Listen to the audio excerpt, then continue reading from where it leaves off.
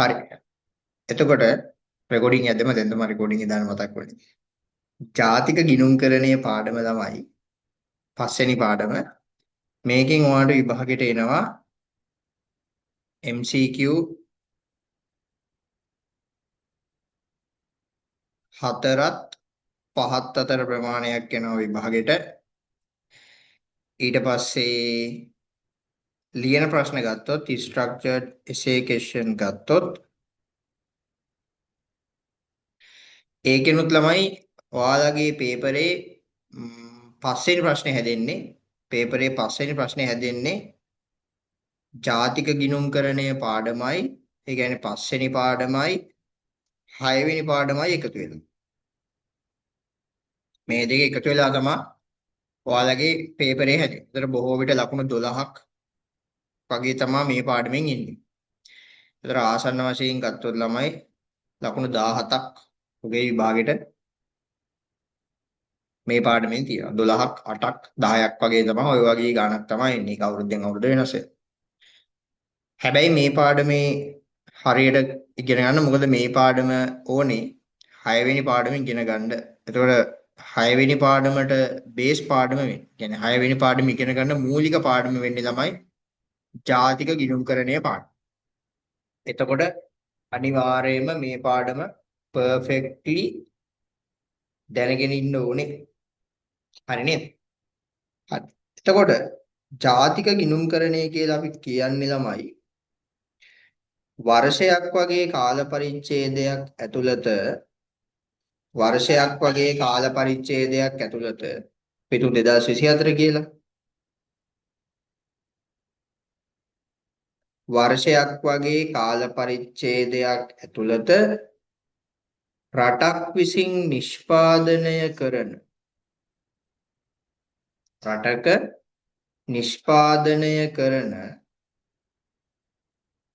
රටක නිෂ්පාදනය කරන සමස්ත නිමවුමේ වටිනාකම ගණනය කිරීම තමයි ජාතික ගිණුම්කරණය කියලා කියන්නේ.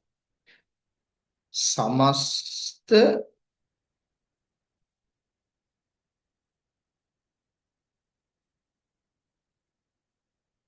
නිමවුමේ වටිනාකම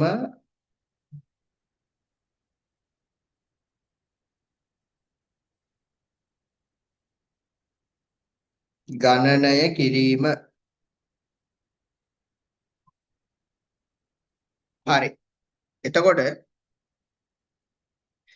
සමස්ත නිමවුම වටිනාකම කියලා කියන්නේ අවුරුද්දක් වගේ කාල පරිච්ඡේදයක් තුල අපේ රටේ නිෂ්පාදනය කරන අවසාන භාණ්ඩ හා සේවා ප්‍රමාණය සමස්ත නිමවුම කියලා කියන්නේ වර්ෂයක් වගේ කාල පරිච්ඡේදයක් තුල අපේ රටේ නිෂ්පාදනය කරන අවසාන භාණ්ඩ හා සේවා ප්‍රමාණය. හරි. එතකොට මේ ජාතික ගිණුම් හැම රටකම හදනවා. එතන හැම රටකම ජාතික ගිණුම් එක හා සමාන වෙන්න ඕනේ. ඒ කියන්නේ එතකොට තමයි රටවල් අතර මේ ජාතික ගිණුම් සංසන්දනය කරන්න පුළුවන්. අපේ රටේ ජාතික ගිණුමයි ඉන්දියාවේ ජාතික ගිණුමයි ගත්තාම මේ දෙක සමානව යන්නේ. ඒ කියන්නේ එකම ක්‍රමවේදයකට හදලා තියෙන්න ඕනේ. එතකොට තමයි මේක අපිට සංසන්දනය කරන්න පුළුවන්. ඒක හන්දා ලෝකයේ හැම රටක්ම ජාතික ගිණුම් නිෂ්පාදනය කරන්නේ එක ක්‍රමවේදයකට. ඒ ක්‍රමවේදයට අපි කියනවා SNA 2008 කියන ප්‍රමිතියට අනුව තමයි SNA 2008 කියලා ක්‍රමවේදයක් තියෙනවා. මේ SNA 2008 කියන ක්‍රමවේදයට අනුව තමයි ලෝකයේ රටවල් තමන්ගේ ජාතික ගිණුම් දත්ත හදන්නේ. එතකොට තමයි අර හැමෝම එකම ක්‍රමවේදයකට ගිහුවම තමයි අපිට මේක සංසන්දනය කරන්න පුළුවන්. එතකොට SNA 2008 කියන එකේ අදහස් තමයි මේ SNA කියන අදහස් තමයි Standard of National Accounting. Standard of National Accounting. 2008. ඒ කියන්නේ ජාතික ගිණුම් ගණනය කිරීමේ ප්‍රමිතිය. 2008 කියන අවුරුද්දේ තමයි මේක හඳුන්වා දීලා තියෙන්නේ. ඒකයි මේකට 2008 කියලා තියෙන්නේ. ඒතර 2008 දී මේක හඳුන්වා දුන්නට ලංකාවේ මේක පාවිච්චි කරන්න පටන් ගත්තේ 2015 ඉඳන්. ඒ වෙනකන් අද වෙනකන් SNA 2008 ප්‍රමිතිය තමයි ලංකාවේ පාවිච්චි වෙන්නේ. ඉතින් ඔන්න ඔය ටික තමයි අර ජාතික ගිණුම්කරණය පිළිබඳ මූලිකම කරුණු ටික තමයි මම මේ කිව්වේ. ඒතර ජාතික ගිණුම් හදනවා කියලා කරන්නේ අපි වර්ෂයක් වගේ කාල පරිච්ඡේදයක් තුල රටක නිෂ්පාදනය කරපු සමස්ත නිමවුමේ වටිනාකම ගණනය කරන එක. සමස්ත නිමවුමේ වටිනාකම කියලා කියන්නේ ඒ අවුරුද්දේ නිෂ්පාදනය කරපු අවසාන භාණ්ඩ හා සේවා ප්‍රමාණයේ වටිනාකම. ඒතර ඒක හදන්න පාවිච්චි කරන ක්‍රමවේදය තමයි SNA 2008 ක්‍රමවේදය පාවිච්චි කරන්නේ. මෙතෙන් එනකම් පැහැදිලිද? අවුලක් නැද්ද?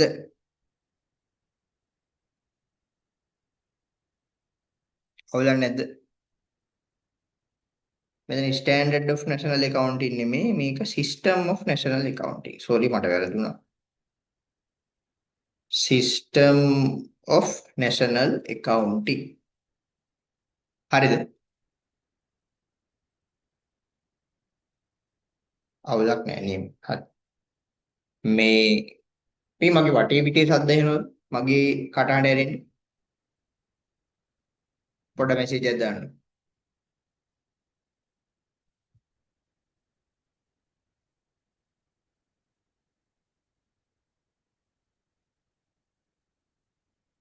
නෑ හරි. එහෙනම් කමන්නේ. හරි.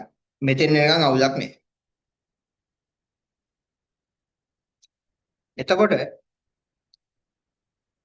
ඉස්සර ලංකාවේ ජාතික ගිණුම් ගණනය කරලා තියෙන්නේ ශ්‍රී ලංකා මහ බැංකුව. තමා ලංකාවේ සමස්ත නිෂ්පාදිතයේ වටිනාකම ගණනය කරලා තියෙන්නේ. හැබැයි වර්තමානයේ ජාතික ගිණුම් ගණනය කරන්නේ ළමයි ජනලේඛන සහ සංඛ්‍යා ලේඛන දෙපාර්තමේන්තුව. ජනලේඛන සහ සංඛ්‍යා ලේඛන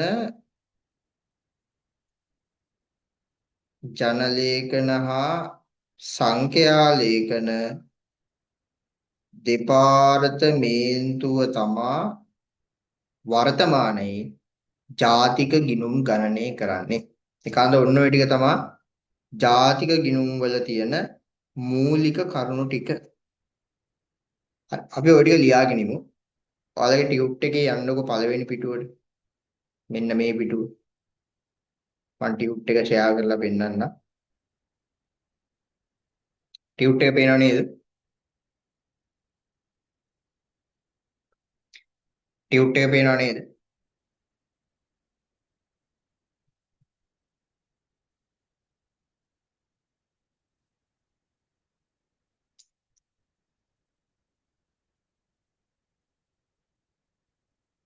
හරි. ඒකේ මෙන්න මෙතන ඉඳන් ලියාගෙන යන්න මේ ලියාගෙන යද්දී ඉඩ මදි වුණොත් මේ පල්ලෙහා තියෙන හිස්තැනත් පාවිච්චි කරන්න කිසි ප්‍රශ්නයක් නැහැ. ඉඩ තියලා තියෙන්නේ ලියන්න තමයි. හරි නේද? හරි. එහෙනම් ඉස්සෙල්ලාම ඔන්න ඔතන ලියන්න.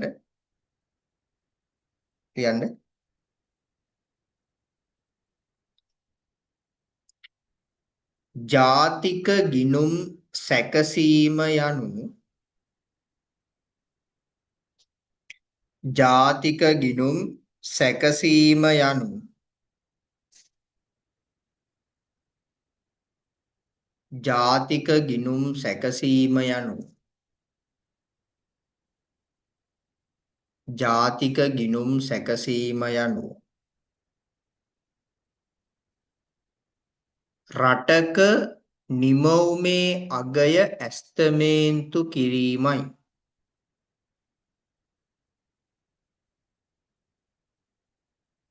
රටක නිමවුමේ අගය ඇස්තමේන්තු කිරීමයි.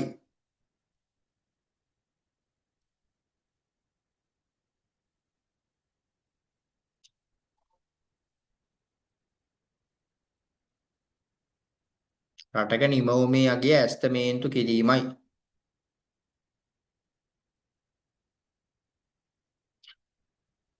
ඊළඟ කරුණ ලියන්න. ඊළඟ කරුණ ලියන්න. පළවෙනි කරුණ තමයි ජාතික ගිණුම් කරණය කියන්නේ රටක නිමවුමේ අගය ඇස්තමේන්තු කිරීමයි. ඊළඟ කරුණ ලියන්න.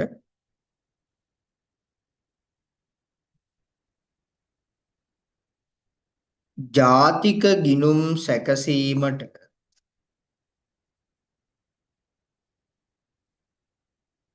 ජාතික ගිණුම් සැකසීමට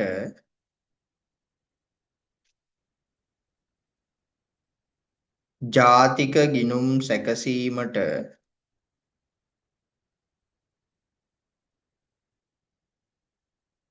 ජාතික ගිණුම් සැකසීමට පොදු ක්‍රමවේදය වන පොදු ක්‍රමවේදය වන ජාතික ගිණුම් සැකසීමට පොදු ක්‍රමවේදය වන System of National Accounting System of National Accounting System of National Accounting SNA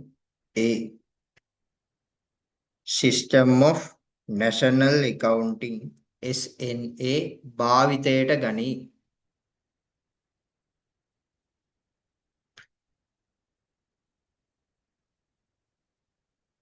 System of National Accounting SNA භාවිතයට ගනී.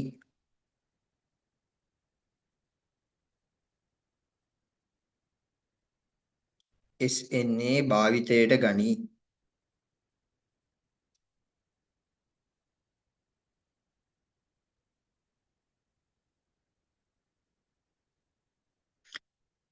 ඒකටම ලියන්න. මෙම SNA ක්‍රමවේදය මෙම SNA ක්‍රමවේදය මෙම SNA ක්‍රමවේදය මෙම SNA ක්‍රමවේදය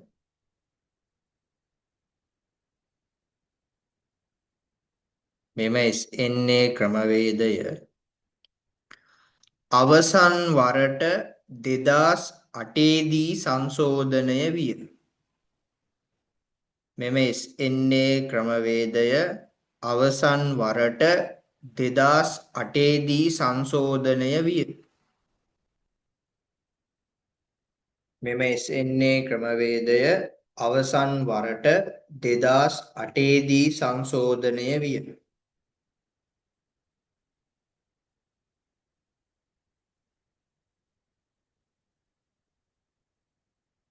මෙම SNA ක්‍රමවේදය අවසන් වරට 2008 දී සංශෝධනය විය.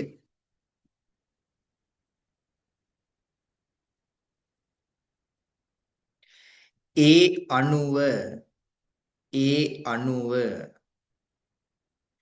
ඒ අනුව ඒ අනුව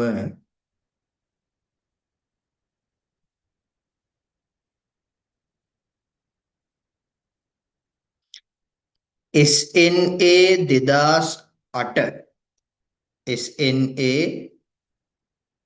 2008 මම ස්ක්‍රීන් එකේ ලිව්වා ඕනනම් බලගන්නවා. SNA 2008 SNA 2008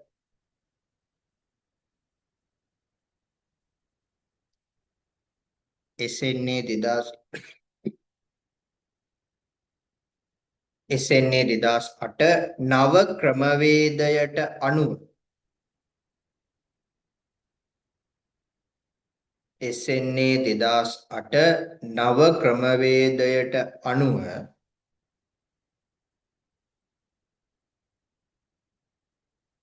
නව ක්‍රමවේදයට අනුව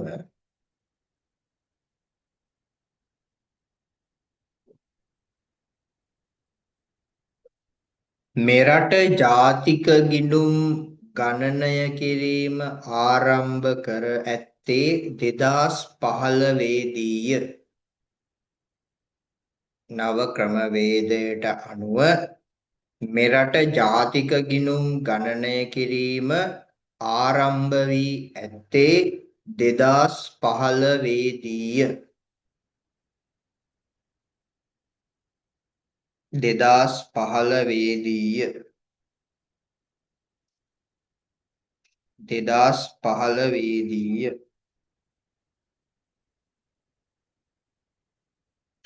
එසෙන්නේ 2008 ප්‍රමිතියට අනුව මෙරට ජාතික ගිණුම් ගණනය කිරීම ආරම්භ වී ඇත්තේ 2015 දීය.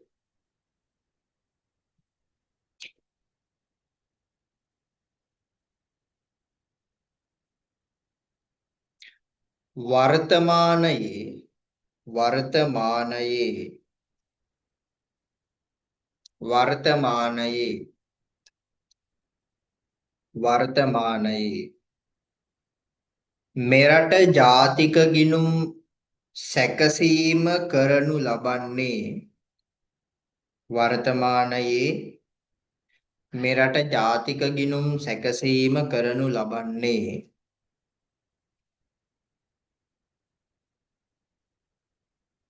වර්තමානයේ මෙරට ජාතික ගිණුම් සැකසීම කරනු ලබන්නේ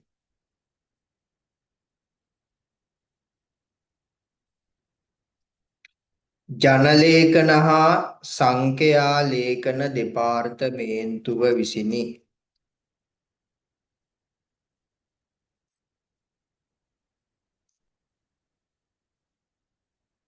ජනලේඛන හා සංඛ්‍යා ලේඛන දෙපාර්තමේන්තුව විසිනි.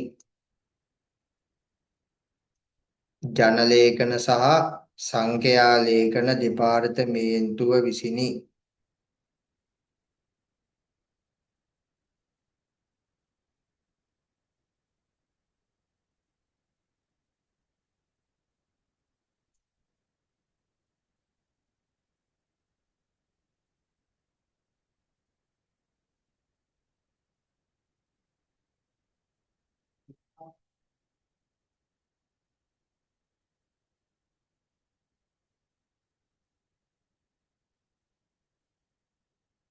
ජනලේඛන සහ සංඛ්‍යා ලේඛන දෙපාර්තමේන්තුව විසිනි. හරි. එතකොට ඔන්න ඔය ටික තමයි ජාතික ගිණුම් පාඩමේ ඉස්සෙල්ලාම අපි දැනගන්න ඕන මූලික කරුණු ටික. ජාතික ගිණුම් ගණනය කරනවා කියලා අපි කරන්නේ රටක බිහි වෙච්ච නිෂ්පාදනයේ වටිනාකම ගණනය කරන එක. මේ ගණනය කරන ක්‍රමවේදය තමයි SNA 2008 ක්‍රමවේදය. එතකොට ඒක ගණනය කරන්නේ ජනලේඛන සහ සංඛ්‍යා ලේඛන දෙපාර්තමේන්තුව විසින්. හරි. මෙතන නම් අවුලක් නැහැ නේද? පැහැදිලි නේද? චුට්ටක් දාන්න මෙසේජ් එකක් අවුලක් නැහැ නේද මෙතෙන් එනකන් කියලා?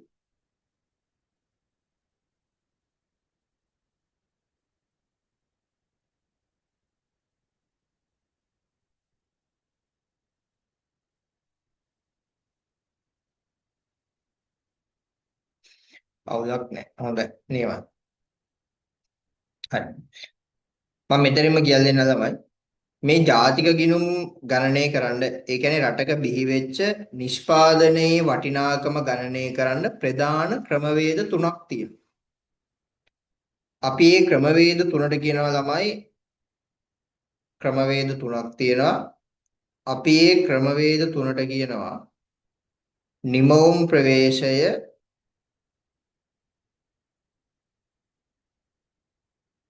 නිමවුම් ප්‍රවේශය, දෙවැනි එක ආදායම් ප්‍රවේශය, තුන්වෙනි එක වියදම් ප්‍රවේශය.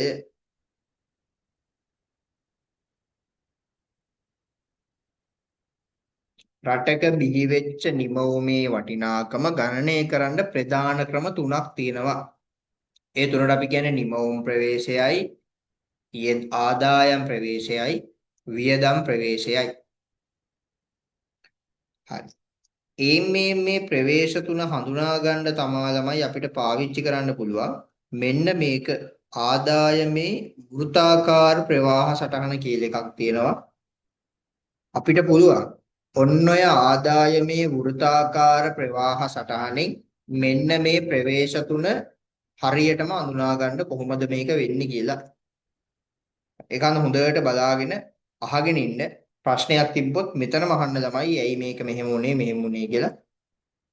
මං කියන්නම් මොකද මේ පාඩම චුට්ටක් ගැඹුරු පාඩමක්. මෙතනින් තමයි අත්‍තරම අමාරු පාඩම පටන් ගන්නෙ.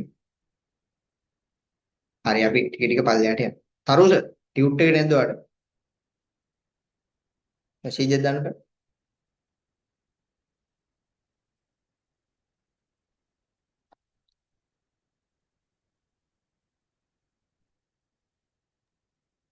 තියෙනවා ටියුට් එක. හරි හරි. එහෙනම් කවන්න.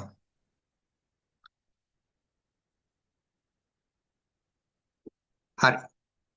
වෘත්තාකාර ප්‍රවාහ සටහනේ වෙන්නේ මෙන්න මෙහෙම දෙයක්. මොන හොඳට බලාගෙන ඉන්න ළමයි. ස්ක්‍රීන් එක දිහාත් බලන් ඉන්න. මම ටිකක් zoom කරන්න. හරි.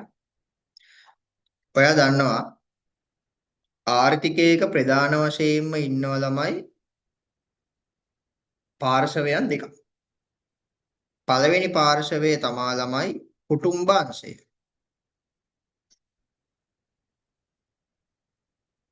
ආර්ථිකයක ඉන්නවා ප්‍රධාන පාර්ශවයන් දෙකක්. ඒකේ පළවෙනි පාර්ශවය තමා කුටුම්බ අංශය.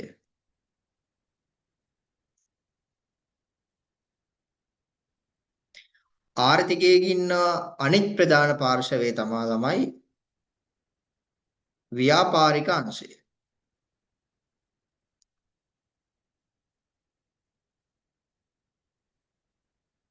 ව්‍යාපාරික අංශය. ආර්ථිකයක ඉන්නවා කුටුම්බ අංශය. ඊට පස්සේ ආර්ථිකයක ඉන්නවා ව්‍යාපාර අංශය. කුටුම්බ අංශයේ ගාව තමා ළමයි නිෂ්පාදන සාධක ටික තියෙන්නේ. කුටුම්බ අංශයේ ගාව තමා භූමිය, ශ්‍රමය, ප්‍රාග්ධනය, ව්‍යවසායකත්වයේ කියන නිෂ්පාදන සාධක ටික තියෙන්නේ කුටුම්බ අංශයේ ගාව. අපි ගාන ශ්‍රමයේ තියෙන්නේ. අපි මොකද කරන්නේ? අපි ඒක ගිහිල්ලා ළමයි ව්‍යාපාරික අංශයට විකුණනවා. නේද? අපේ අම්මලා තාත්තලා උදේ වැඩට ගිහිල්ලා ශ්‍රමයේ ව්‍යාපාරික අංශයට විකුණනවා. එහෙනම් අපි මොකද කරන්නේ? අපි ගාව තියෙන නිෂ්පාදන සාධක ටික අපි ව්‍යාපාරික අංශයට විකුණනවා. මෙන්න මෙහෙම. මම මෙතන ලියනවා සාධක සැපයීම.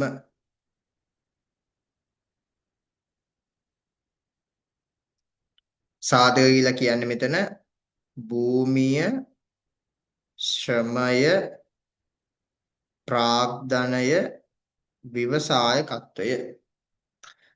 අපි අපේ ගාව තියෙන නිෂ්පාදන සාධක ටික ව්‍යාපාරික අංශයට විකුණනවා.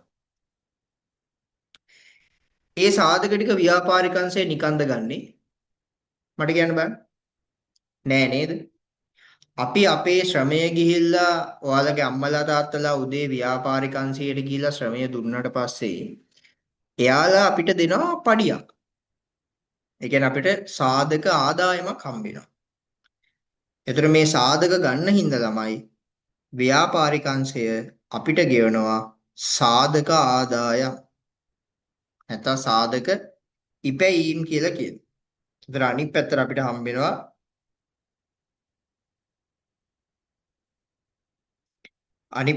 හම්බ වෙනවා ළමයි මම මේක උඩින් ඊතලයේ දාන්න. අනිත් පැත්තට අපිට හම්බ වෙනවා මේ විදියට. අනිත් පැත්තට අපිට හම්බ වෙනවා මේ විදිහට සාධක ආදායම්.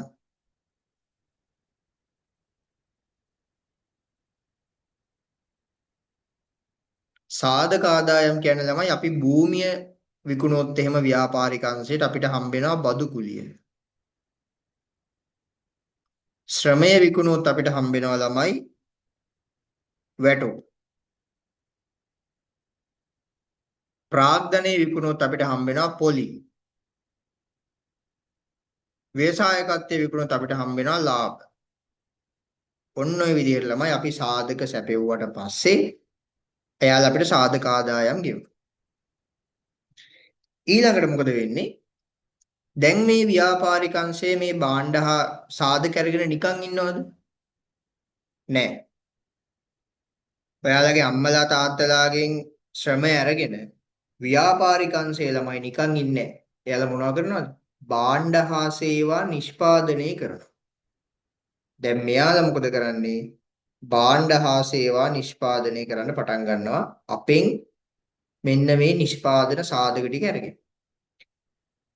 එයාලා භාණ්ඩ හා සේවා නිෂ්පාදනය කරාට පස්සේ ඒ භාණ්ඩ හා සේවා ටික ළමයි ආයෙත් අපිටම තමයි විකුණන්නේ. ව්‍යාපාරික අංශය මොකද කරන්නේ? එයාලා නිෂ්පාදනය කරන භාණ්ඩ හා සේවා ටික අපිටම ආපහු දෙනවා මෙන්න මෙහෙම. භාණ්ඩ හා සේවා සැපයීම. අන්නේ හදපු භාණ්ඩ හා සේවා ටික ආපහු අපිටම දෙනවා. ඔය භාණ්ඩ හා සේවා ටික නිකන් දෙන්නේ නැහැ නේ ළමයි. මොකද කරන්නේ? අපිටත් සිද්ධ වෙනවා ඒ භාණ්ඩ හා සේවා දුන්නාම ළමයි එයාට මුදල් ගෙවන්න. එහෙනම් මේ භාණ්ඩ හා සේවා ගත්තට පස්සේ අපිට සිද්ධ වෙනවා ළමයි ආය මෙන්න මේ විදිහට භාණ්ඩ හා සේවා වලට වියදමක් දරනවා. මුදල් ගෙවන්න ආපහු සිද්ධ වෙනවා. අපි මේකට කියනවා භාණ්ඩ හා සේවා මත වියදම කියලා. ඔන්න ඕකට තමා ළමයි ආදායමේ වෘත්තාකාර චක්‍රීය ප්‍රවාහය කියලා කියන්නේ. ඒ කියන්නේ මේක චක්‍රයක් වගේ සිද්ධ වෙනවා. අපි සාධක සපයනවා, ඊට පස්සේ ව්‍යාපාරික අංශයේ සාධක ආදායම් දෙනවා. ඒ සාධක අරගෙන ව්‍යාපාරික අංශයේ භාණ්ඩ හා සේවා සපයනවා අපිට. අපි ඒකල ආපහු ඒවට ගෙවනවා. ඕක ළමයි අර චක්‍රයක් විදිහට වෙන හින්දා අපි ඕකට කියනවා ළමයි මොකක් කියලාද? ආදායමේ වෘත්තාකාර ප්‍රවාහ සටහන කියලා. මේක තේරුණාද? මට පොඩ්ඩක් කියන්න බලන්න මේක තේරුණාද කියලා. වෘත්තාකාර ප්‍රවාහ සටහන මෙසේජ් එක දාන්න ළමයි.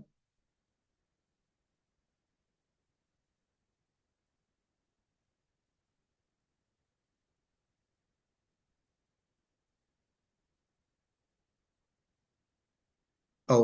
ඔයාලා නැත් අරුස ඔයාලා නැද්ද? ඉන්නවනේ නිදියම නෑ නේද? මෙසේජ් එක දාන්න බලන්න.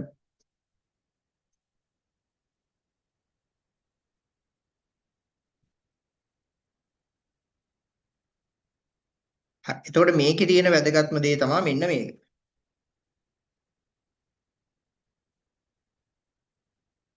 අවුලක් නෑ නීම.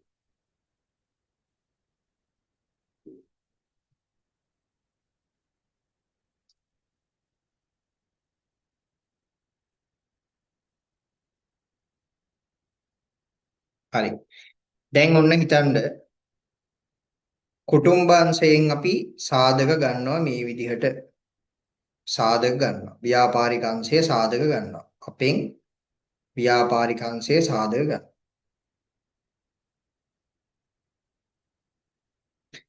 අරගෙන මොකද කරන්නේ? ආපහු මෙයා බදු කුලී ගෙවනවා, වැටුප් ගෙවනවා, පොලී ගෙවනවා, ලාභ ගෙවනවා. අපි හිතමු මේ ඔක්කොටම මෙයා රුපියල් 1000ක් ගියා. බදු කුලී, වැටුප් ඊට පස්සේ මෙයා ලාභත් තියා ගන්නවා. සාධක ආදායම් විදියට කුටුම්බංශේ රුපියල් 1000ක් ගියා. රුපියල් 1000ක සාධක අරගෙන ළමයි ව්‍යාපාරික අංශයට නිෂ්පාදනය කරන්න පුළුවන් නිමවුමේ වටිනාකමත් ළමයි රුපියල් 1000යි නේද? නිමවුමේ වටිනාකමත් ළමයි රුපියල් 1000යි. මොකද රුපියල් 1000ක සාධක අරගෙන 1500ක වැඩ කරන්න බෑනේ. ඒකන්ද රුපියල් 1000ක සාධක අපි ගත්තොත් ව්‍යාපාරික අංශයේ විදිහට අපි ව්‍යාපාරික අංශේ නම් අපිට නිෂ්පාදනය කරන්න පුළුවන් නිමවුමේ වටිනාකමත් ළමයි රුපියල් 1000යි. එතකොට අපි රුපියල් 1000ක වියදමක් තමා ළමයි අපි රුපියල් 1000ක වියදමක් තමා ළමයි අපි රුපියල් 1000ක භාණ්ඩ හා සේවා තමයි නැවත කුටුම්බංශයට අපි සපයන්නේ. රුපියල් 1000ක භාණ්ඩ හා සේවා තමා නැවත කුටුම්බංශයට සපයන්නේ. එතකොට රුපියල් 1000ක භාණ්ඩ හා සේවා කුටුම්බංශයේ මිලදී ගන්නවා නම් එයාට දරන්න වෙන වියදමත් ළමයි කීයද? රුපියල් 1000යි. දැන් බලන්න ඔයාලට මේකේ සමානකමක් තේරෙන්න ඕන. රුපියල් 1000ක සාධක අපි මිලදී ගත්තොත් අපි ව්‍යාපාරික අංශේ නම් අපිට නිෂ්පාදනය කරන්න පුළුවන් නිමවුමේ වටිනාකම රුපියල් 1000යි. රුපියල් 1000ක සාධක අපි මිලදී ගත්තොත් අපිට නිෂ්පාදනය කරන්න පුළුවන් නිමවුමේ වටිනාකම රුපියල් 1000යි. ඒ නිමවුමේ රුපියල් 1000 වටිනාකම අපි කුටුම්බංශයට දුන්නොත් රුපියල් 1000ක භාණ්ඩ කුටුම්බංශයට අපි දුන්නොත් එයාට ආපහු ගෙවන්න වෙන වියදමත් ළමයි රුපියල් කීයද? 1000යි. එහෙනම් ඔයාට දැන් පේනවා අපි හදපු නිමවුමේ වටිනාකමත් රුපියල් 1000යි. නේද? ඒ නිමවුම හදන්න දායකත්වයේ දක්වපු නිෂ්පාදන සාධකවලට කරපු ගෙවීම් වල ආදායමත් රුපියල් 1000යි. ඒ හදපු නිමවුම මිලදී ගන්න ගියපු වියදමත් රුපියල් කීයද? 1000යි. ඔයාට එහෙනම් තේරෙනවා මෙතන සටහනක්. ඒක තමයි රටක නිමවුම සමානයි එම නිමවුම බිහි කිරීමට දායකත්වයේ සපයපු සාධකවල ආදායමේ වටිනාකමට. නිමවුම සමානයි ආදායමට, ආදායම සමානයි වියදමට. තේරුණාද? දැන් එහෙනම් වැඩේ තියෙන ප්‍රශ්නේ ජාතික ගිණුම් වලදී අපි කරන්නේ ළමයි මෙන්න මේ නිමවුමේ වටිනාකම හොයන එක. රටක නිෂ්පාදනය කරපු නිෂ්පාදිතේ කීයද? නිමවුමේ වටිනාකම කීයද කියලා හොයන එකට තමයි ළමයි ජාතික ගිණුම් හදනවා කියලා කියන්නේ. එහෙනම් නිමවුමේ වටිනාකම කෙලින්ම ගණනය කරොත් අපි ඒකට කියනවා ළමයි නිමවුම් ප්‍රවේශය කියලා. මම අර කලින් කිව්වේ උදේ නිමවුම් ප්‍රවේශය කියලා. නිමවුම් ප්‍රවේශය. නිමවුමත් රුපියල් 1000යිනේ. ඒ නිමවුම බිහි කරන්න සාධක වලට කරපු ගෙවීමත් රුපියල් 1000යි. එහෙනම් අපි ඒ සාධක වලට කරපු ගෙවීම එහෙම නැත්නම් සාධක ආදායම ගණනය කරොත් ඒත් අපිට නිමවුමේ වටිනාකම ගණනය කරගන්න පුළුවන්. මොකද මේ දෙන්න සමාන. නේද? එහෙනම් සාධක ආදායම ගණනය කරොත් අපිට පුළුවන් අපේ නිමවුම කීයද කියලා හොයාගන්න. රටක නිෂ්පාදිතේ කීයද කියලා හොයාගන්න. මොකද මේ දෙන්න සමාන. ඔන්න ඔය ආදායම පැත්තෙන් අපි රටක නිමවුම ගණනය කරනවා නම් අපි ඒකට කියනවා ළමයි ආදායම් ප්‍රවේශය කියලා. ආදායම් ප්‍රවේශය කියලා. එහෙමත් නැත්නම් මේ නිෂ්පාදනය කරපු නිමවුම මිලදී ගන්න ගියපු වියදමත් රුපියල් 1000යි. ඒ වියදම අපි ගණනය කරත් අපිට පුළුවන් රටක නිමවුම ගණනය කරගන්න. එහෙනම් ළමයි වාට තේරෙන්න ඕනේ අපි වියදම ගණනය කරත් අපිට පුළුවන් රටක නිමවුම ගණනය කරගන්න. මෙන්න මේ වියදම පැත්තෙන් නිමවුම හොයන එකට අපි කියනවා ළමයි වියදම් ප්‍රවේශය කියලා. වියදම් ප්‍රවේශය කියලා. එහෙනම් රටක නිමවුම සමානයි ආදායමට, ආදායම සමානයි වියදමට. නේද? ඒකට හේතුව තමයි රුපියල් 1000ක සාධක මිලදී ගත්තොත් අපිට නිෂ්පාදනය කරන්න පුළුවන් රුපියල් 1000ක භාණ්ඩ. වැටුප් ගෙවලා, පදු කුලී ගෙවලා, පොලී ගෙවලා, තව ලාභත් තියාගෙන අපිට රුපියල් 1000ක භාණ්ඩ නිෂ්පාදනය කරන්න. ඒ නිෂ්පාදනය කරන රුපියල් 1000ක භාණ්ඩ කුටුම්බංශයට විකුණුවොත් එයාලට ඒකට වියදම් කරන්න වෙන ගාණත් රුපියල් 1000යි. ඒ කියන්නේ රටක නිමවුමයි ඒ නිමවුම මත බිහි වෙන ආදායමයි වියදමයි තමයි සමානයි. ඒක අඳ නිමවුමේ වටිනාකම තමයි අපි ජාතික ගිණුම් වල ගණනය කරන්න යන්නේ. නිමවුමේ වටිනාකම ගණනය කරන එකට ළමයි අපි කියනවා නිමවුම් ප්‍රවේශයෙන් ගාන හදනවා කියලා. ඔය නිමවුම් ප්‍රවේශයෙන් එන නිමවුම් අපිට ගණනය කරන්න පුළුවන්. අර සාධක වලට ගෙවන ආදායම් ගණනය කරොත් ඒ දෙන්න සමාන හින්දා අපිට පුළුවන් ආදායම් ටික ගණනය කරලා රටක නිමවුමේ වටිනාකම හොයාගන්න. ඒකට කියනවා ආදායම් ප්‍රවේශය කියලා. අර නිෂ්පාදනය කරපු භාණ්ඩ හා සේවා ටික පාරිභෝගිකව මිලදී ගත්තාම එයාට ගෙවන්න වෙන වියදමත් නිමවුමේ වටිනාකමට සමානයි. එහෙනම් වියදමේ වටිනාකම ගණනය කළා ළමයි අපිට පුළුවන් ජාතික ගිණුම් නිෂ්පාදනය කරන්න. ඒකට අපි කියනවා වියදම් ප්‍රවේශය කියලා. එහෙනම් ජාතික ගිණුම් ගණනය කරන්න ප්‍රධාන ප්‍රවේශ තුනක් තියෙනවා. එකක් නිමවුම් ප්‍රවේශය, ආදායම් ප්‍රවේශය, වියදම් ප්‍රවේශය. ඔයාගේ මේ ටියුට් එකේ තියෙන ළමයි නිමවුම් ප්‍රවේශය තමයි ඉස්සෙල්ලාම අපි කතා කරන්නේ. ඊළඟට දෙක ආදායම් ප්‍රවේශය, තුන වියදම් ප්‍රවේශය විතර අපි කතා කරනවා. ඊළඟ ටියුට් එක. හරි. මෙතෙන් එනකන් තේරුණාද? මට කියන්න බෑ මේ ආදායම වියදම නිමවුම සමාන වෙච්ච විදිය තේරුණාද? ඒ මත මේ ප්‍රවේශ තුනක් තියෙනවා ජාතික ගිණුම් ගණනය කරන්න කියන එක තේරුණාද? මැසේජ් එකක් දාන්න බලන්න.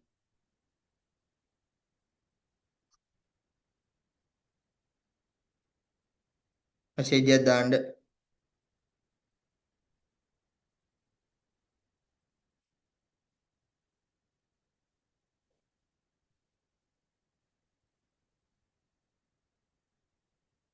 ඔව් නියමයි. හරි. තව මුකුත් ඇඳගන්න එපා ළමයි. තව චුට්ටක් තියෙනවා මේක කියන්න. මෙන්න මේ දෙන්න බලන්න. සාධක සැපයීම කියන ඊතලෙහි භූමිය ශ්‍රමයේ ප්‍රාග්ධනය කියන ඊතලෙහි භාණ්ඩ හා සේවා සැපයීම කියන ඊතලයේ ගත්තොත් සාධකයි භාණ්ඩ හා සේවයි කියන්නේ ළමයි අතින් අල්ලන්න පුළුවන් දේවල්. අපි ඒකන්ද මේවට කියනවා මූර්ත ප්‍රවාහ කියලා. මේකට කියනවා ළමයි මූර්ත ප්‍රවාහ කියලා. මේ දෙන්නට කියනවා මූර්ත ප්‍රවාහ කියලා. එතකොට මේ දෙන්න සාධක ආදායමයි භාණ්ඩ හා සේවා මත වියදම. මෙන්න මේ ඊතල දෙක ළමයි මුදල් මූල්‍ය පැත්තෙන් මේ සාධක ආදායමයි භාණ්ඩ හා සේවා මත වියදම. ඒකට අපි කියනවා ළමයි මූල්‍ය ප්‍රවාහ කියලා. ඒකට අපි කියනවා මූල්‍ය ප්‍රවාහ කියලා. ඔන්න ඔය ටික තමයි ළමයි ආදායම් වෘත්තාකාර ආදායම් ප්‍රවාහ සටහන කියලා කියන්නේ. මේක චක්‍රීය සටහන කියලා කියනවා. එතකොට මූර්ත ප්‍රවාහ කියලා කියන්නේ සාධක ටිකයි භාණ්ඩ ටිකයි. අතින් අල්ලන්න පුළුවන් දේවල්. මූල්‍ය ප්‍රවාහ කියලා කියන්නේ සාධක ආදායනොයි භාණ්ඩ හා සේවා මත වියදම. මූල්‍ය පැත්තෙන් සිද්ධ වෙන ගණන් ටික. ඕක විභාගයට අහනවා MCQ එකක් විදියට ආදායමේ චක්‍රීය ප්‍රවාහ සටහන තුල තියෙන මූල්‍ය ප්‍රවාහ මොනවාද? එතකොට සාධක ආදායම් භාණ්ඩ හා සේවා මත වියදම. ඒ දෙන්න තමයි තියෙන්නේ. හරි. එහෙනම් අපි වෘත්තාකාර කියමු නෝට් එක. නෝට් එක කියවලා අපි අදගමු. මුකුත් ඇඳගන්න එපා දැම්ම. ඉස්සලාම කියවලා ඉමු. බලන්න මේක මෙන්න මෙහෙම තියෙනවා. කිසියම් ආර්ථිකයක නිෂ්පාදන ක්‍රියාවලිය හරහා බිහිවන නිමවුම ආදායම හා වියදම එරට ආර්ථික නියෝජිතයන් අතරේ චක්‍රාකාරව ගමන් කරන බව පැහැදිලි කරනු ලබන සටහන ආදායමේ චක්‍රීය ප්‍රවාහ සටහන ලෙස හඳුන්වනු ලබයි. එය පහත පරිදි ඉදිරිපත් කළ හැකියි. හරි. ඕක ලස්සනට ළමයි ඇඳගන්න රවුමක් විදියට ඕක මං ඇඳලා තියෙනවා කියන අඳින්න එපා. ටිකක් ලස්සන රවුමක් විදියට ඇඳගන්න. ඔය උඩ තියෙන එකත් ඇඳගන්න යටින් මම ලියාගෙන තියෙන නිමවුම සමානයි ආදායම සමානයි වියදම. ඊට පස්සේ නිමවුමට ඊතලයක් ගන්න නිමවුම් ප්‍රවේශය ටික ලස්සනට ලියා ගන්න බලන්න. ලස්සනට ලියාගෙන ටක් ගාලා මට කියන්න බෑ ලියාගෙන ඉවරයි කියලා. හරි. ලියා ගන්න එන. ටක් ගාලා නේ. ලස්සන නැත ගන්න මේක රවුමක් විදියට.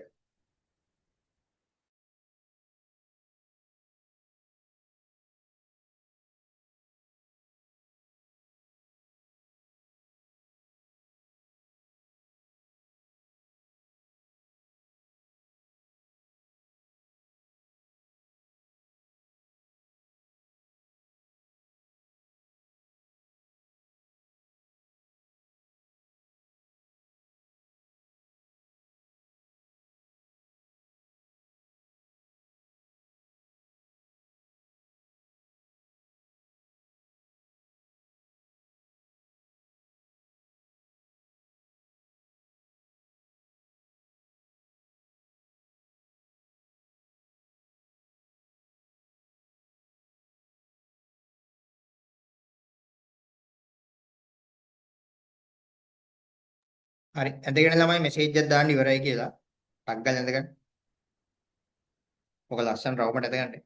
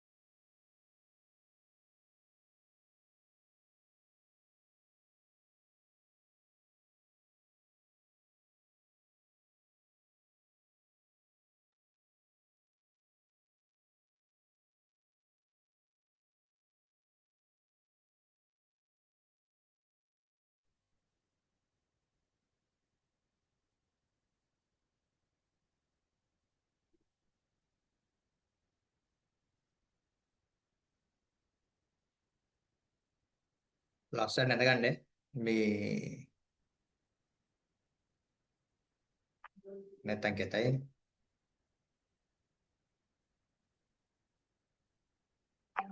හරියට ඊතල ගහගන්න. හරි පැත්තට ගහගන්න. මම ඊතල ගහලා තියෙන පැත්ත බලලා හරි පැත්තට ගහගන්න. ඊතලයේ පැත්ත වෙනස් කරොත් අවුල්.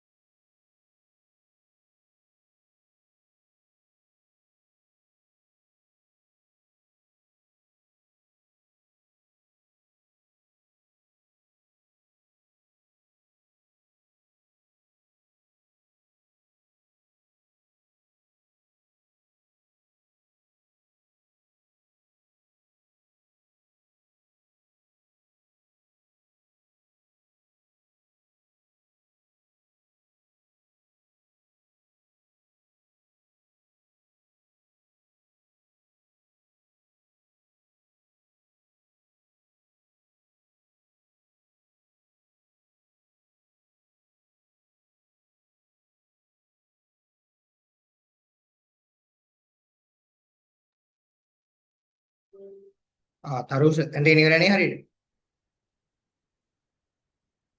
ඒ ලස්සන නැදගත්තා නේද? තාත්තිය රවුමට ඉන විදිහට මෙහෙම ගානට ඔය මං ඇඳා වගේ නිකන් වෘත්තාකාර චක්‍රේ පාසාරනේ වෙඩි වෙදලා වගේ එහෙම නෑ නේද? නෑනේ. හරි හරි. එහෙනම් කමන්නේ.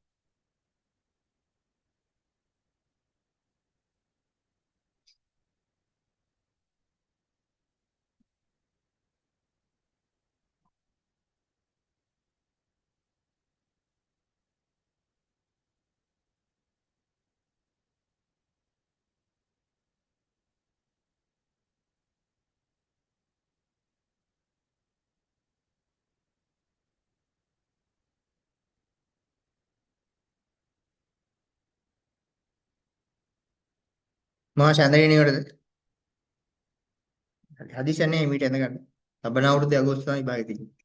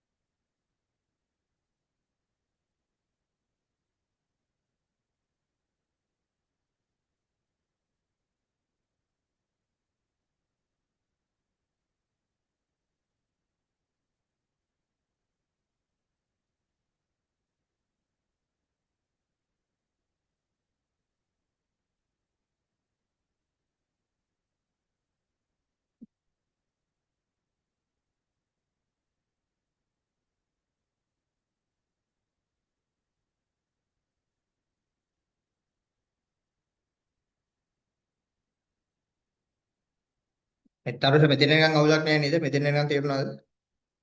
ප්‍රශ්න නෑ නේද? අවුල නෑ නේද මෙතෙන් එනකන්? ආයෙ පාරක් පොඩ්ඩක් කියන්න ඉස්සරහට යන්න ගලින් මෙතෙන් එනකන් කිසිම ප්‍රශ්නයක් නෑ නේද?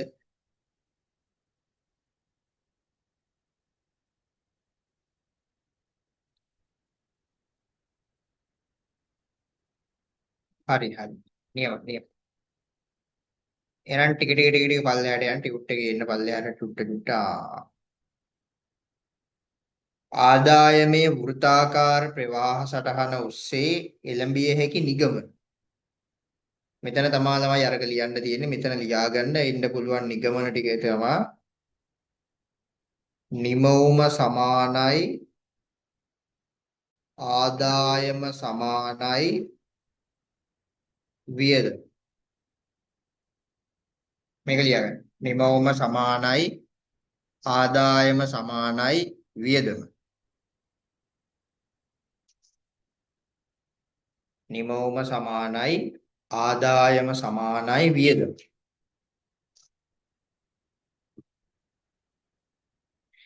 නිමවුම සමානයි ආදායම සමානයි වියදම. ඊට පස්සේ ලියා ගන්න ළමයි ඒ අනුව අපිට ජාතික ගිණුම් ගණනය කරන්න ක්‍රමවේද තුනක් තියෙනවා. පළවෙනි ක්‍රමවේදය තමයි නිමවුම් ප්‍රවේශය. මෙතන තියාගන්න එක.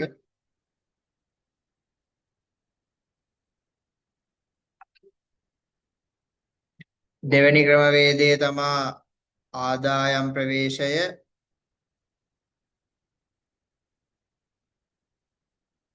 තුන්වෙනි ප්‍රවේශය තමා ළමයි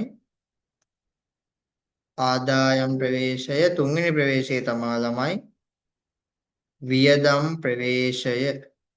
ඕන ඔය තුනත් මෙතනින්ම ලියාගන්න.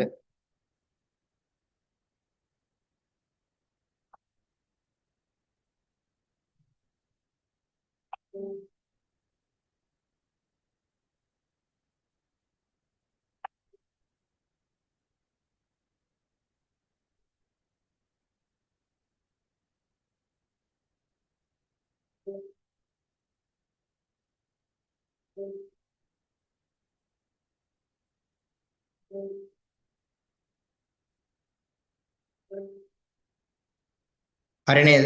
ලියාගත්තනේ? ලියාගත්ත නේද?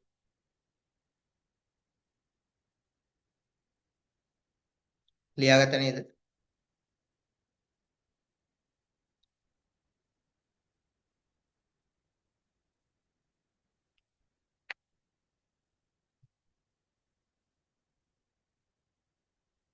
හරි. නියමයි. එහෙනම් ළමයි අපි කතා කරන්න යන්නේ නිමවුම් ප්‍රවේශය ගැන. නිමවුම් ප්‍රවේශය තමා මෙතනින් පල්ලෙහාට තියෙන්නේ. මෙතන ඉඳන් තියෙන්නේ නිමවුම් ප්‍රවේශය. උනම් මෙතනින් ලියා ගන්න මාතෘකාව නිමවුම් ප්‍රවේශය. ඒක දාලා නැහැ. මෙතන ඉඳන් අපි ඉගෙන ගන්න යන්නේ නිමවුම් ප්‍රවේශය. එතකොට ළමයි ගණන් හදන ටික ඇත්තටම ලේසි. මේ ජාතික ගිණුම්කරණයේ පාඩමේ ගණන් හදන පාර්ට් එක ලේසි. මේකේ අමාරු පාර්ට් එක තමයි තියරි කොටස් ටික. තියරි කොටස් චුට්ටක් තේරුම් ගන්න සංකීර්ණයි. චුට්ටක් අමාරුයි. චුට්ටක් කියන්නේ අමාරු නෑ. සංකීර්ණයි. ඒ ගන්න මොනවා හරි තිබ්බොත් ඉවලෙන් මගෙන් අහන්න. ගණන් හදන ටිකට යන්න කලින් අපි තියරි ටික ඉවර කරගෙන ඉමු. ඊට පස්සේ ගණන් හදන ඒවා ටක් ටක් ටක් ටක් ටක් ටක් ගාලා හදලා ඉවර කරන්න පුළුවන්. එක ගණනක් ඇදුණා මට ඉතුරු කරන ටික ඔක්කොම හදන්න පුළුවන්. හරි. මම වයිට් බෝඩ් එක ගන්නවා ළමයි. ඔයාලට වයිට් බෝඩ් එක පේනව නේද? වයිට් බෝඩ් එකේ පේනවද?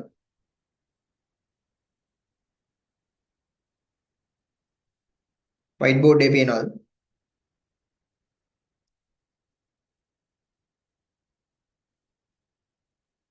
ඔව් හරි. මේ ටික මම කන්නා.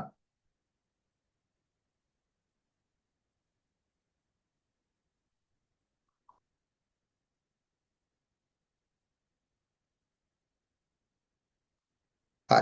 අපි එතකොට ළමයි ජාතික ගිණුම්කරණය කරනවා කියලා මම ඔයාලට කිව්වේ රටක නිෂ්පාදිතයේ වටිනාකම ගණනය කරන එක. ජාතික ගිණුම්කරණය කියලා කියන්නේ ප්‍රධාන වශයෙන්ම රටක නිෂ්පාදිතයේ වටිනාකම ගණනය කරන එක. ගණනය කරනවා කියන්නේ ඇස්තමේන්තු කරනවා කියන එක. එතකොට රටක නිෂ්පාදනය කියලා අපි ප්‍රධාන වශයෙන්ම හඳුන්වන්නේ ළමයි දල දේශීය නිෂ්පාදනය. දල දේශීය නිෂ්පාදනය තමා ළමයි අපි රටක නිෂ්පාදනය කියලා රටක නිමවුම කියලා ප්‍රධාන වශයෙන්ම හඳුන්වන්නේ දල දේශීය නිෂ්පාදිත. මේකට කෙටි කරලා අපි කියනවා ළමයි දදේනී කියලා. මේකට කෙටි කරලා අපි කියනවා ළමයි දදේනී කියලා. නැත්නම් මේකට ඉංග්‍රීසියෙන් අපි කියනවා gross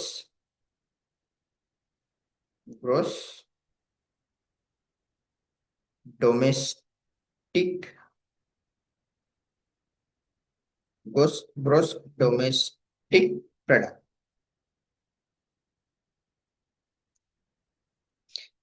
මේක අපි කෙටි කරලා කියනවා GDP කියලා. gross domestic product. ඒතර අපි යන්නේ ළමයි රටක ප්‍රධාන වශයෙන් අපි දලදේශීය නිෂ්පාදිතය තමයි ගණනය කරන්න ඕනේ. දලදේශීය නිෂ්පාදිතය ගණනය කරාට පස්සේ තව ගණනය කරන ටිකක් තියෙනවා. හැබැයි හැම ප්‍රවේශයකින්ම නිමෝම් ප්‍රවේශය වේවා ආදායම් ප්‍රවේශය වේවා වියදම් ප්‍රවේශය වේවා අපි ඉස්සෙල්ලාම ගණනය කරන්න ඕනේ දලදේශීය නිෂ්පාදිතය. ඒකද දලදේශීය නිෂ්පාදිතය ගැන ඔයාලට හොඳ අවබෝධයක් තියෙන්න ඕනේ.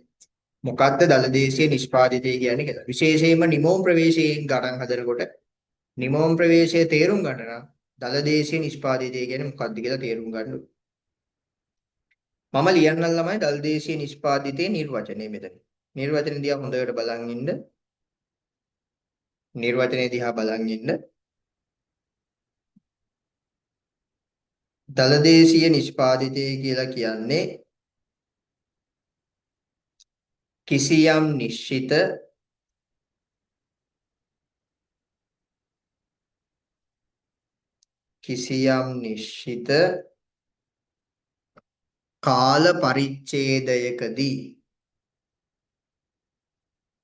කාල පරිච්ඡේදයකදී කිසියම් නිශ්චිත කාල පරිච්ඡේදයකදී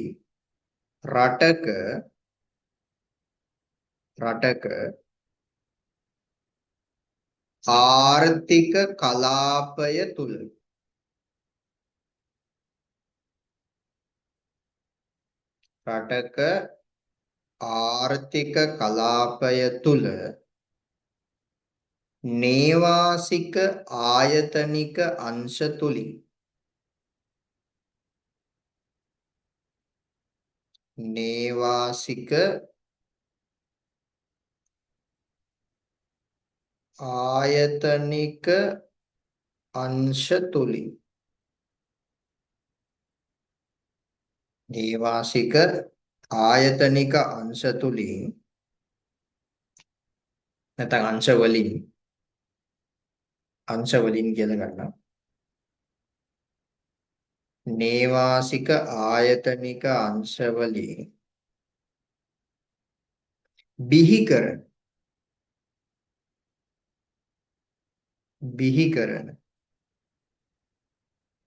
දල එකතු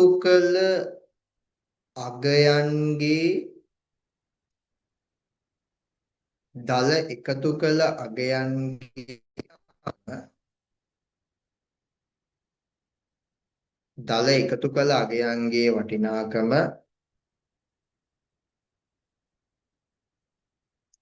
වෙළෙඳපොළ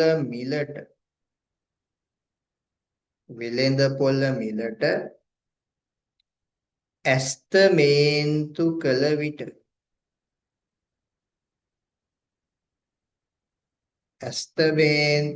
විට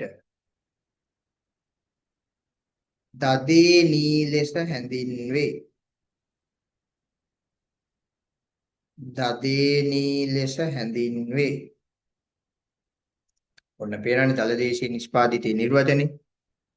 මම දන්නවා ඔයාලට මේක එක පාර්ට් එක කිව්වට තේරෙන්නේ නැහැ. දලදේශීය නිෂ්පාදිතය කියලා කියන්නේ ළමයි නිශ්චිත කාල පරිච්ඡේදයකදී රටක ආර්ථික කලාපය තුල නේවාසික ආයතනික අංශ වලින් බිහි කරන ලද දල එකතු කළ අගයන්ගේ වටිනාකම වෙළඳපොළ මිලට ඇස්තමේන්තු කළ විට දදේනී ලෙස හැඳින්වේ. මේ නිර්වචනේ මම දන්නවා ඔයාට මෙහෙම කියවුවට තේරෙන්නේ නැහැ. හරිද? ඔයාට ළමයි මේ නිර්වචනේ තේරෙන්න මේක ඇතුලේ තියෙන පොඩි වචන සෙට් එකක් තියෙනවා. ඒක තේරෙන්න. පළවෙනි වචන සෙට් එක තමයි මෙන්න මේ ආර්ථික කලාපය කියන එක ඔයාට තේරෙන්න ඕනේ. මොකද්ද ආර්ථික කලාපයක් කියලා කියන්නේ? ඊට පස්සේ නේවාසික ඒකක කියලා කියන්නේ මොකක්ද? මොකක්ද නේවාසික ඒකක කියලා කියන්නේ? ඔන්න දෙවෙනි වචනේ. මේක තේරෙන්න ඕනේ ඔයාට. ඊළඟට මොකද්ද දල එකතු කළ අගය කියලා කියන්නේ? ඔයාට ඒක තේරෙන්න ඕනේ. තුන්වෙනි එක. ඊට පස්සේ ඔයාට තේරෙන්න ඕනේ වෙළෙඳ පොළ මිල කියන්නේ මොකක්ද කියන එක. 4. මේක තේරෙන්න ඕනේ.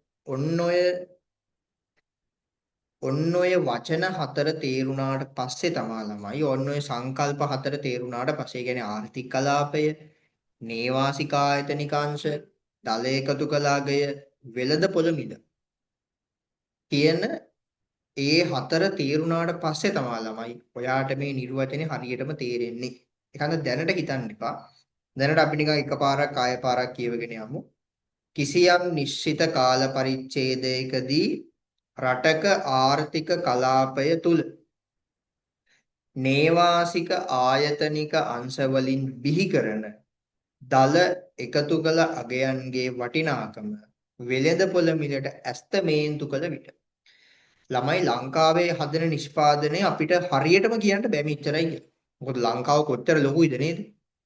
එහෙම තියෙද්දි අපිට හරියටම ගණන් කරන්න බෑ මෙන්න මෙච්චරක් දදේනී හදනවා කියලා. ඒතර අපි කරන්නේ ඇස්තමේන්තුවක්. මෙච්චරක් හදන්න ඇති.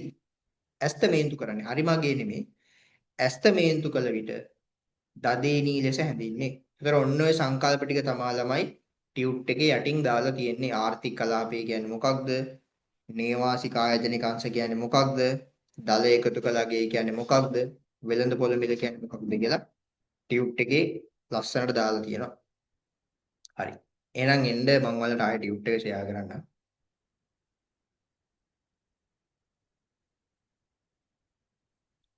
ටියුට් එක පේනව නේද? අවුලක් නෑ නේද? දැන් ළමයි ඔයාලා ලියා ගන්න ඕනේ දදේනී කියන එකේ නිර්වචනය. ස්ටිකි නෝට් එකක් අරගෙන ස්ටිකි නෝට් එකක් ළඟ තියෙනවා නම් දලදේශීය නිෂ්පාදිතය කියලා ලියාගෙන ඒ නිර්වචනේ ළමයි මම ඔයාලට ආයි ස්ක්‍රීන් එකේ පෙන්නන්නම්. ඒක මෙන්න මෙහෙම මෙතනින් අලව ගන්න දදේනී කියලා ලියාගෙන ඊට පස්සේ දලදේශීය නිෂ්පාදිතය කියලා ලියන්න. ඒකේ කෙටි වචනේ දදේනී කියලා ලියන්න. ඊට පස්සේ gross domestic product කියලා ලියන්න. gross domestic product කියලා ලියන්න. ඒක GDP කියලා ලියලා ඔය නිර්වචනේ යටින් ලියාගන්න. ලියාගෙන මම අර ඉරියඳපු වචන ටික තියෙනවනේ. ඒ ටික ඉරියඳගෙන 1 2 3 4 දාගන්න මම දාපු විදියට. ඉරියඳ ගන්න මේ highlight කරගත්තත් කමක් නැහැ.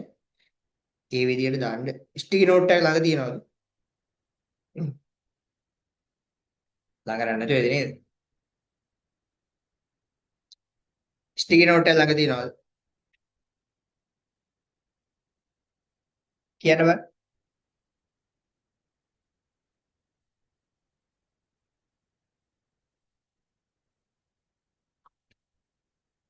හරි. කොහොම හරි කමන්නේ ළමයි. දදේනී කියලා අර නිර්වචනේ ලියාගෙන ඔතනින් අලව ගන්න. ස්ටිකි නෝට් එකක් මුන්නේ සාමාන්‍ය නිකන් කොලයක් හරි අරගෙන ලියාගෙන ඔතනින් අලවගෙන මම ස්ක්‍රීන් එක ආයෙ ෂෙයා කරන්න. ඔතනින් අලව ගන්න මම ඉරියඳ ගත්ත විදිහට ඉරියඳගෙන නැත්නම් highlight කරගෙන 1 2 3 4 එහෙම දාගන්න. හරි. එහෙනම් මේ නිර්වචනේ ටක් ගාලා ලියා ගන්න බලන්න ළමයි. දලදේශීය නිෂ්පාදිතයේ දදේනි gross domestic product GDP මේ නිර්වචනේ ටක් ගාලා ලියා ගන්න බලන්න. ලියාගෙන මට මෙසේජ් එකක් දාන්න ලියාගෙන ඉවරයි කියලා ටක් ගාලා. කොලයක ලියා ගන්න. කොලයක නැත්නම් ස්ටිකි නෝට් එකක් අරගෙන උතෙන් ලියා ගන්න.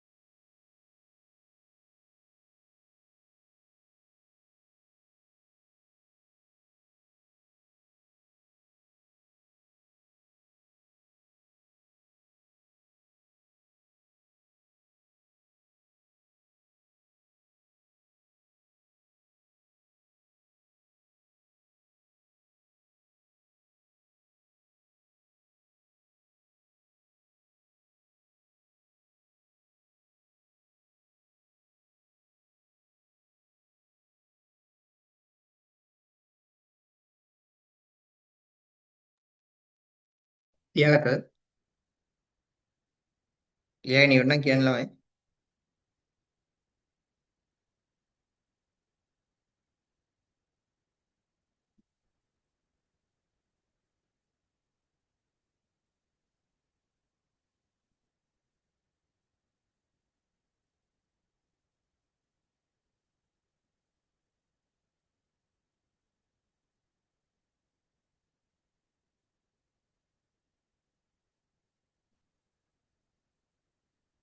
ලියාගෙන ඉවර නම් කියන්න. මේ විදිහටම ලියාගන්න. ඉරියඳ ගන්න නැත්නම් highlight කරගන්න 1 2 3 4 දාගන්න.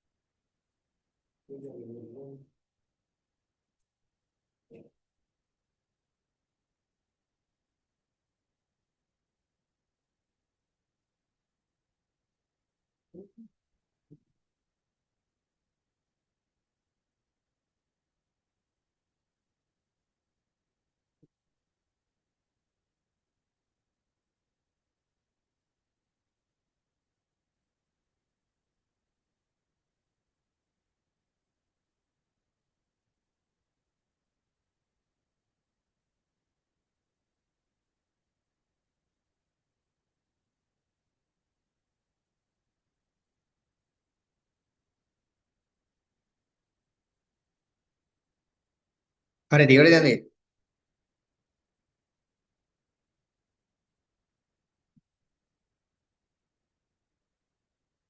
8:20 වගේ ඉවර. නෑ 8ට ඉවරයි.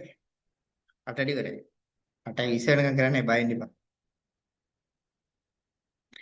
අද පළවෙනි දවසේ ඉඳන් අපි 8ට ඉවර කරමු. ඊළඟ දවසේ ඉඳන් අපි 10 11 12 1 2 අවුලක් නැහැ නේ ගෙදරට වෙලා අඩින්. පහවදා උදේ 6 වෙනකම්. එහෙම කරමු. මේ නෑ අතරම අද දැන් 2025 ලියන කට්ටියට තව ඔන්ලයින් පේපර් ටිකක් යනවා. අද රෑ ඒ ටික තියෙනවා ඒකයි. ඊයේ කරා අද තියෙනවා ඒකයි අද 8ට ඉවර කරන්නේ. හරි ලියාගෙන ඉවරද? ලියාගත්තා නේද?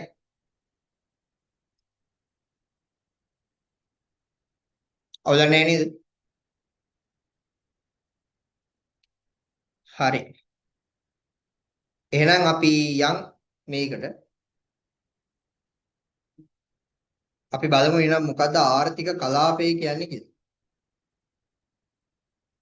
අපි බලමු මොකද්ද ආර්ථික කලාපය කියන්නේ කියලා.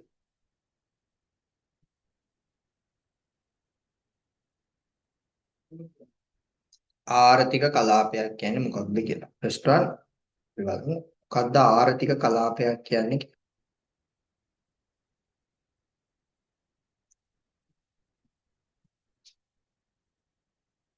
ආර්ථික කලාපයක් කියන්නේ මොකක්ද කියලා බලමු. ආර්ථික කලාපයක් කියලා කියන්නේ ළමයි ආණ්ඩුවක් විසින් ඍජුව පාලනය කරන ප්‍රදේශයකට තමා ළමයි ආර්ථික කලාපයක් කියලා කියන්නේ. ආණ්ඩුවක් විසින්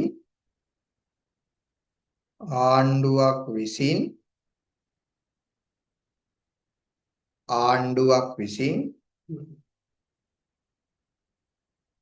ඍජුව පාලනය කරන ප්‍රදේශයකට තමා ළමයි අපි කියන්නේ ආර්ථික කලාපයක් කියලා.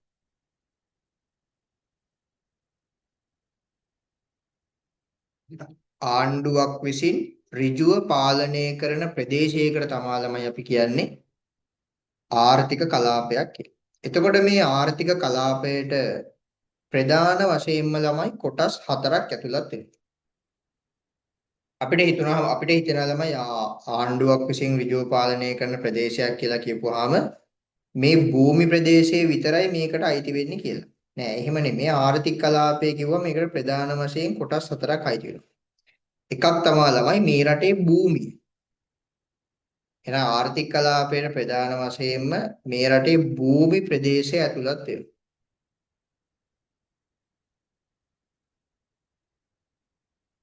ඊළඟට ළමයි අපේ රටට වෙනම තියෙනවා සාගර කලාපය.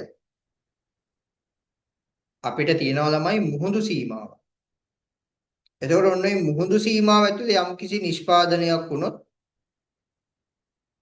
ඒ නිෂ්පාදනයත් අයිති වෙන්නේ අපිට.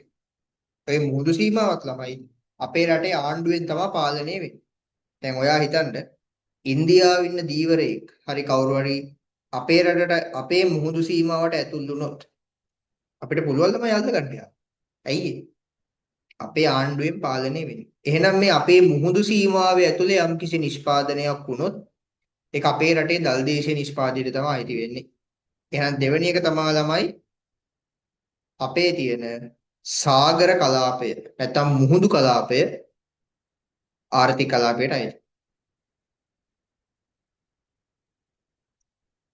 මුහුදු කලාපය. ඊට පස්සේ ලෝකේ හැම රටකටම තියෙනවා ළමයි ගුවන් කලාපය. ප්ලේන් යන්න. ප්ලේන් යන්න.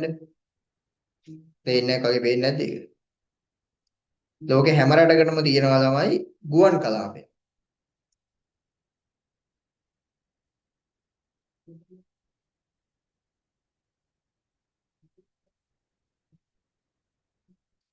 ලෝකේ හැම රටකටම දෙනවා ගුවන් කලාපයක්. ඒතර මේ ගුවන් කලාපය පාලනය වෙන්නේ අපේ ආණ්ඩුවෙන්.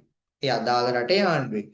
මොකද මේ ගුවන් කලාපේ කවුරු හරි රටක උල්ලංඝනය කරොත් අපේ ආණ්ඩුවට පුළුවන් වෙඩි තියන්න. වෙඩි තියන්න කියන්නේ වෙඩි තියන්න උපදෙස් දෙන්න පුළුවන්. අත්අඩංගුවට ගන්න පුළුවන් රටක ගුවන් කලාපය උල්ලංඝනය කරොත්. අනවසරයෙන් රටක ගුවන් කලාපයට ඇතුළු වුණොත් නීතිමය ක්‍රියාමාර්ග ගන්න පුළුවන්.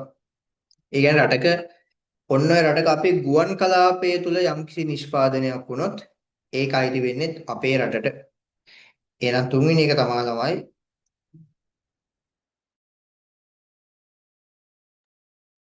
අපේ ගුවන් කලාපය අපේ රටට අයිති වෙනවා.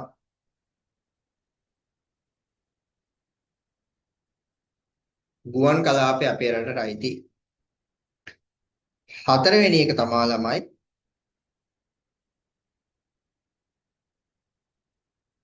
හතරවෙනි එක තමයි දැන් අපේ රටේ සමහර ආයතනවල ශාඛා තියෙනවා ළමයි පිට රට.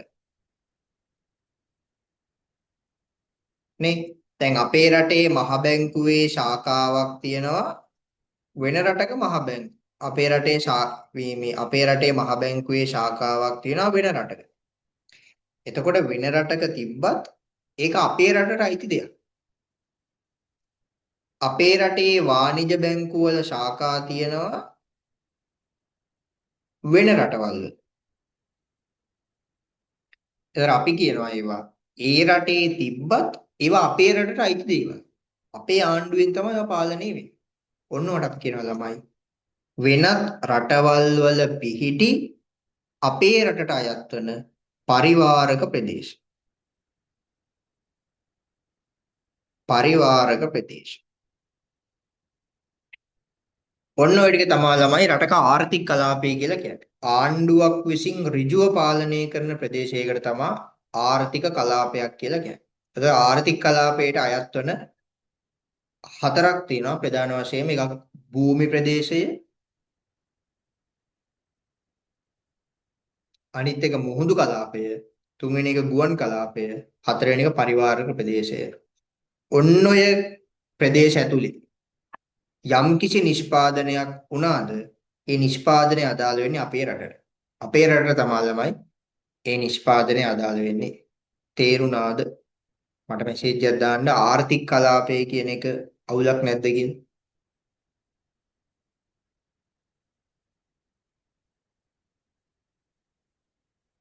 මැසේජ් එකක් දාන්න ආර්ථික කලාපයේ අවුලක් නැද්දෝ කියලා. අවුලක් නැහැ නියමයි. තරු සවුලක් නැද්ද? ආන්න. එහෙනම් යන්න ටියුට් එකට. ටියුට් එකට යන්න.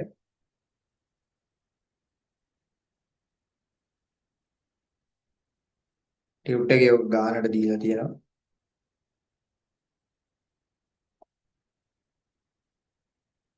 බලන්න පළවෙනි අපි තේරුම් ගන්න ඕන සංකල්පය තමයි ආර්ථික කලාපය කියන එක. ඒකේ තියෙනවා කිසියම් ආණ්ඩුවක් විසින් ඍජුව පාලනය කරනු ලබන ප්‍රදේශයක් ලෙස හඳුන්වයි. හයිලයිට් කරගන්න මෙන්න මේක. ආණ්ඩුවක් විසින් ඍජුව පාලනය කරනු ලබන ප්‍රදේශයක්. අන්න ඒක හයිලයිට් කරගන්න.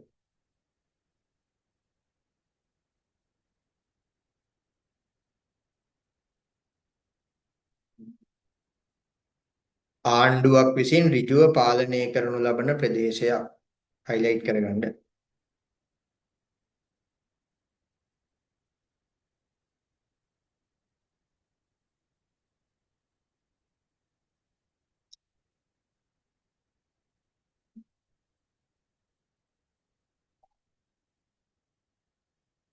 ආර්ථික ප්‍රදේශයක් ලෙස හඳුන්වයි. නැතහොත් තනි ආණ්ඩුවක් යටතේ පාලනය වන පුද්ගලයන්ට භාණ්ඩවලට හා ප්‍රාග්ධනයට නිදහසේ සංචලනය විය හැකි භූමි කලාපයක් ආර්ථික කලාපයක් යන්නෙන් අදහස් කරයි. ආර්ථික කලාපයක් යන්නට පහත කොටස් අයත් වේ. පළවෙනි එක තමයි එම රටේ භූමි ප්‍රදේශය, දේශාන්ත මුහුදු කලාපය හා ධීවර ඛනිජ සම්පත්. ඒ කියන්නේ අපේ රටේ මුහුදු කලාපය, ජාතික ගුවන් අවකාශය, එම රටට අයත් සෙසු රටවල ඇති පරිවාරක කලාප. මෙන්න මේ හතරත් හයිලයිට් කරගන්න තමයි. මේ ටික තමයි අපේ රටේ ආර්ථික කලාපයට අයත් දේවල්.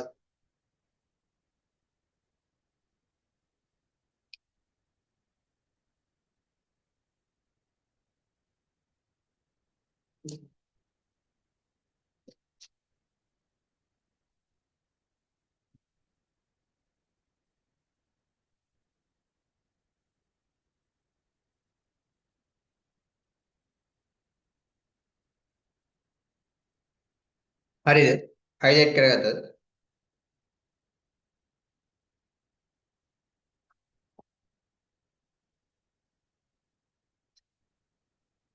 හයිලයිට් කරගත්තද?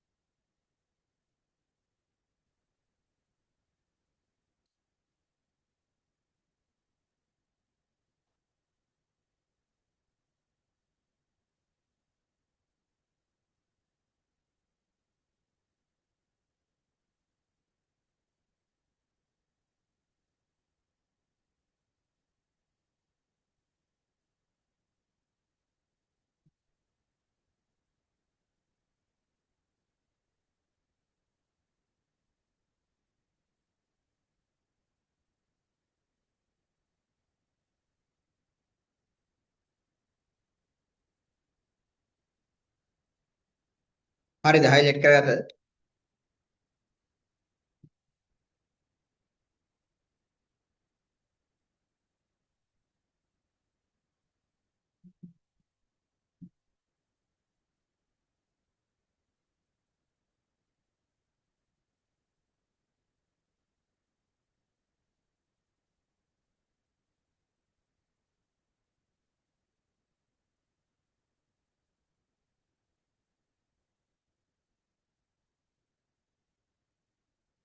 හරිනේ. හරි.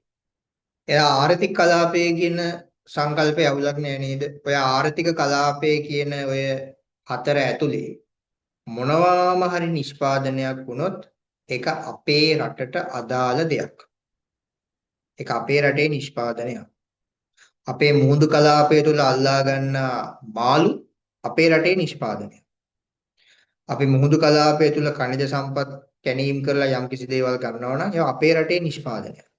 අන්නේ ආර්ථික කලාපය කියන සංකල්පය තේරුණාද? පොඩ්ඩක් මෙසේජ් එකක් දාන්න. ආර්ථික කලාපය කියන සංකල්පය තේරුණාද?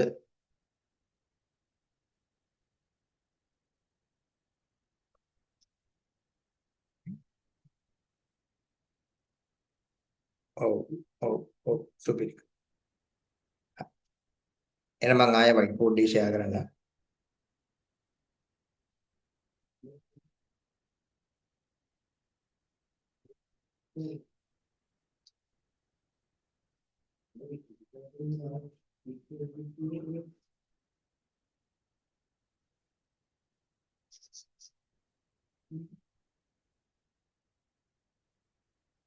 මේ ටික මකාගෙන ඉන්නලා ළමයි.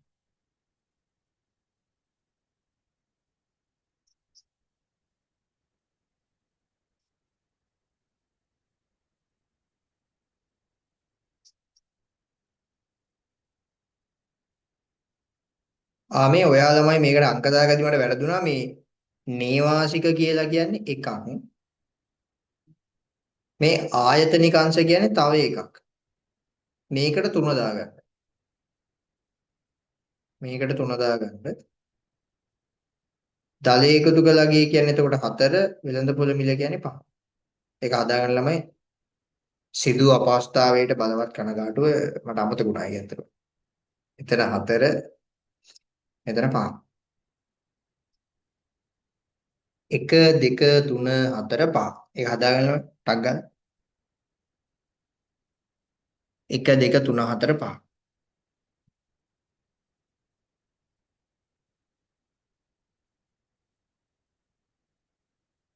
1 2 3 4 5.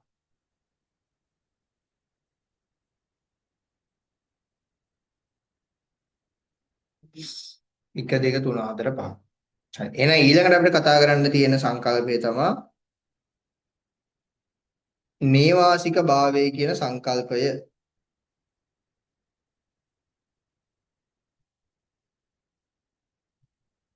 ඊළඟට අපිට කතා කරන්න තියෙන සංකල්පය තමයි ළමයි දෙවෙනි සංකල්පය නේවාසික භාවය කියන සංකල්පය.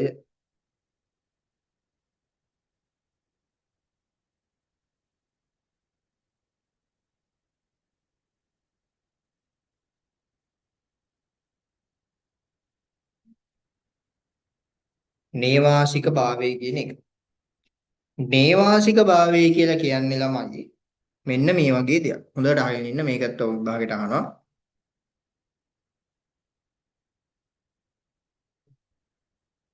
යම්කිසි පුද්ගලයෙකු යම්කිසි රටක වර්ෂයකට වඩා වැඩි කාලයක් ආර්ථික කටයුතු වලට දායක වන්නේ නම් එයා ළමයි ඒ අපේ රටේ නේවාසිකයෙක්. මම ශ්‍රී ලංකාව පැත්තෙන් කියලා කියන්න යම්කිසි පුද්ගලයෙක් වසරකට වඩා වැඩි කාලයක්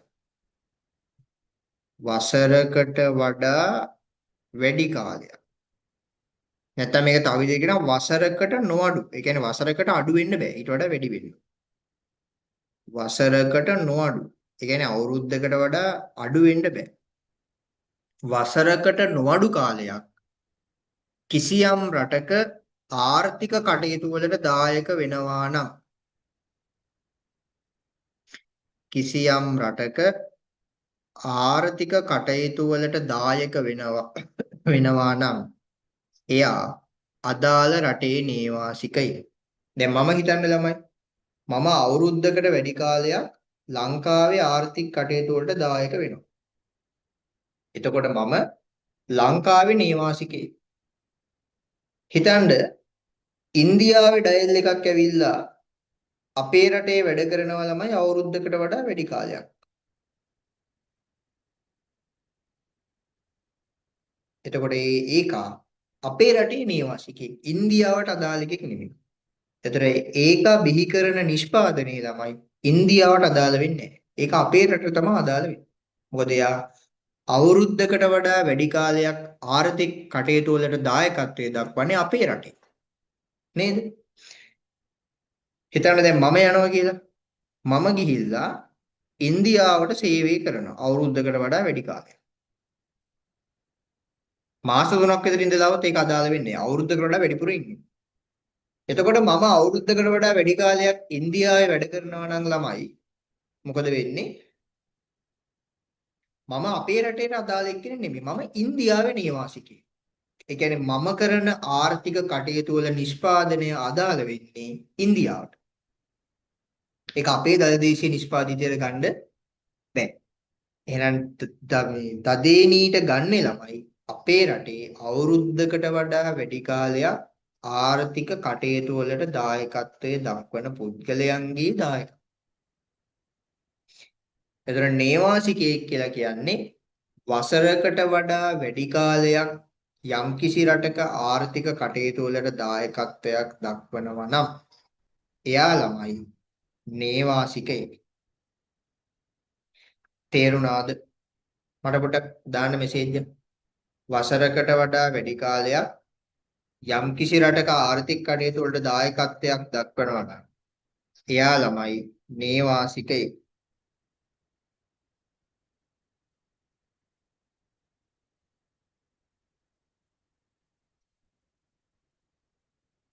දාන්න chat එකේ ළමයි පොඩ්ඩක්.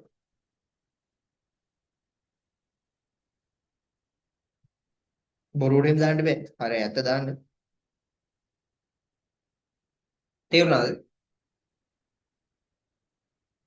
ඔව් මේමයි. තරුෂ හරිද?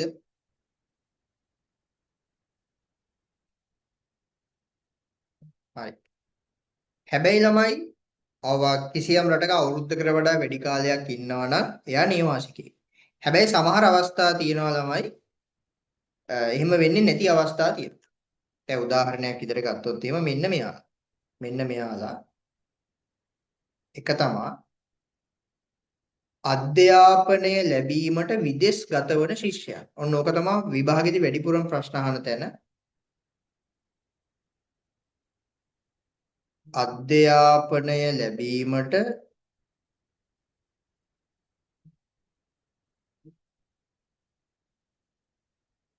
විදෙස් ගත වන ශිෂ්‍යයන්.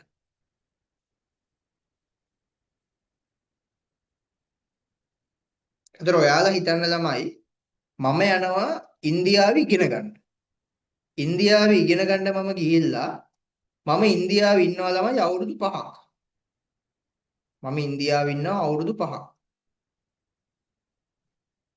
එතකොට ළමයි ඔයා දන්නවා මම අවුරුද්දකට වඩා වැඩි කාලයක් වෙන රටක ඉන්නවනම් ඒක ඉන්දියාවට තමයි එයා අදාළ වෙන්නේ. හැබැයි මේ අවස්ථාවේ මම ඉන්දියාවට අදාළ වෙන්නේ නැහැ.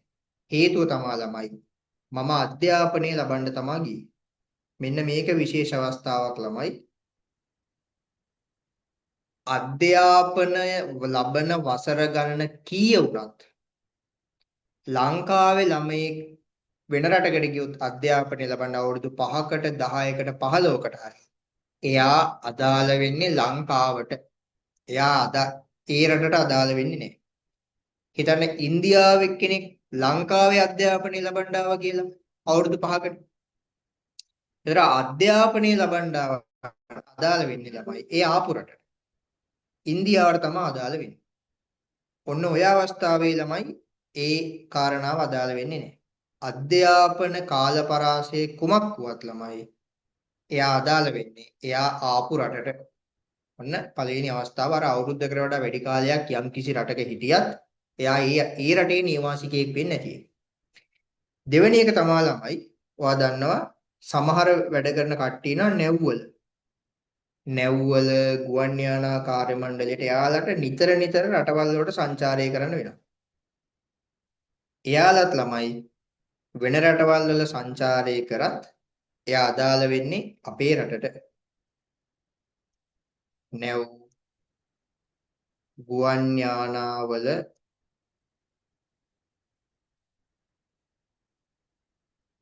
කාර්ය මණ්ඩලය. මම මේ ලංකාව උදාහරණයක් අරන් කියන්නේ ඒතකොට ඔයාලා ටිකක් තේරුම් ගන්න ලේසි. දැන් හිතන්න අපේ රටේ ඉන්නවා නැවක්.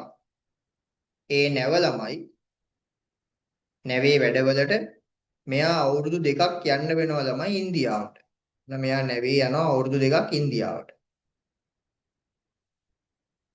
ඒතර අවුරුදු දෙකක් මෙයා ඉන්දියාවේ ගිහිල්ලා හිටියයි කියලා තමයි. මෙයා ඉන්දියාවේ නිවාසිකයෙක් වෙන්නේ. හේතුව නැව්වල ගුවන් යානාවල වැඩ කරන කාර්ය මණ්ඩලය ඒ ආපු රටට තමයි අදාළ වෙන්නේ. අපේ රටේ නිවාසිකයෙක්. තව තියෙනවා ළමයි මේ වගේ අවස්ථා. ඒක තමයි ඔයාලට මතකද අපි අර කතා කරා පරිවාරක ප්‍රදේශ. අර නිර්වචනයේදී අපි කතා කරේ පරිවාරක ප්‍රදේශ. පරිවාරක ප්‍රදේශ කියලා කියන්නේ ළමයි මතකද අර අපේ රටේ මහ බැංකුවේ ශාඛාවක් තියෙනවා ඉන්දියාවේ. අපේ රටේ බැංකුවල ශාඛාවක් තියෙනවා ඉන්දියාවේ. එතකොට ළමයි එයා ඉන්දියාවේ වැඩ කරත් අපිට අදාළ අපේ ආර්ථික කලාපය තුළ තමයි වැඩ කරන්නේ. නේද? ඒතර ඒ වගේ වැඩ කරන කාර්ය මණ්ඩලයක් අයිති වෙන්නේ ළමයි අපේ රට. අපි කියනවා ළමයි විදේශ රටවල තානාපති කාර්යාලවල වැඩ කරන තානාපති කාර්යාලවල වැඩ කරන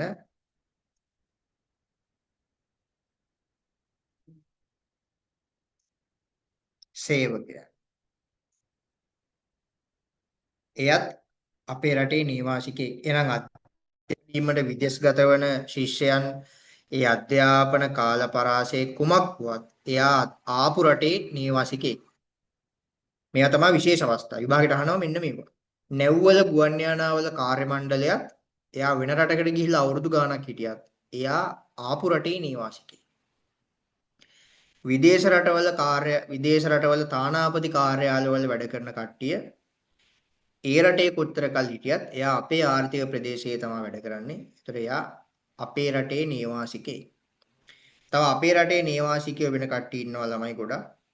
පළවෙනි එක්කෙනා තමයි අපි කතා කරේ අවුරුද්දකට වඩා වැඩි කාලයක් අපේ රටේ ආර්ථික කටයුතු වලට දායකත්වයක් දක්වනවා නම් එයා අපේ රටේ නිවාසිකයෙක්. ඊළඟට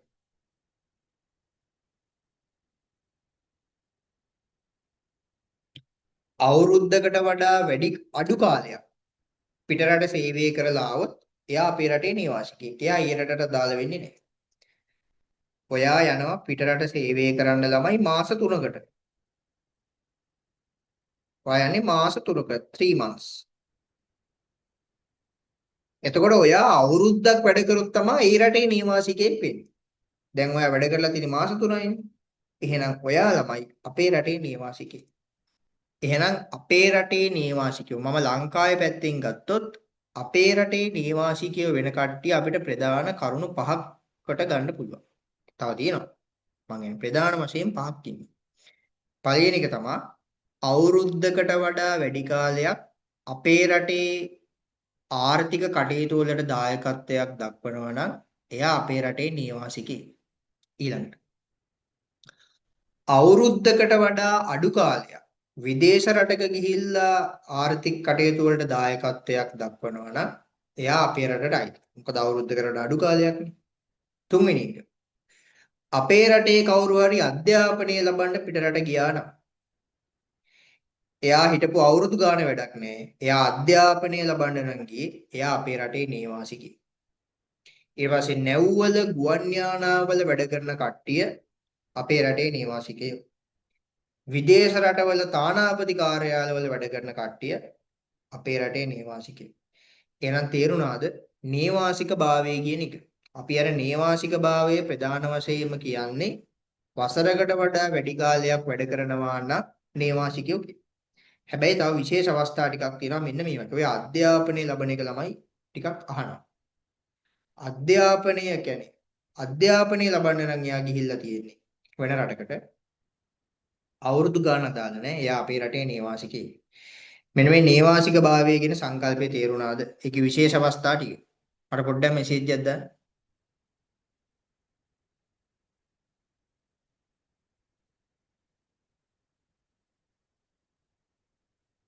මෙසේජ් එකක් දාන්න ළමයි. ඔව් සුපිරි. අනිකට දාන්න. ඔව් නියමයි. එහෙනම් මම ටියුට් එකට එන්න ළමයි.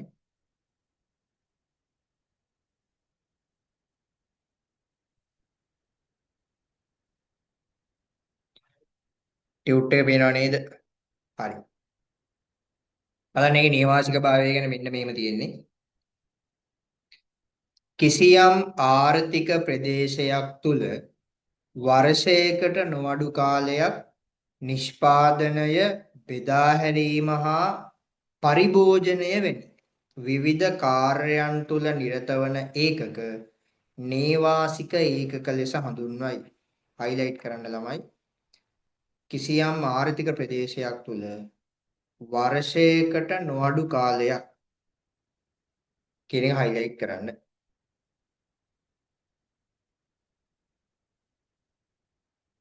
වර්ෂයකට නොඅඩු කාලයක්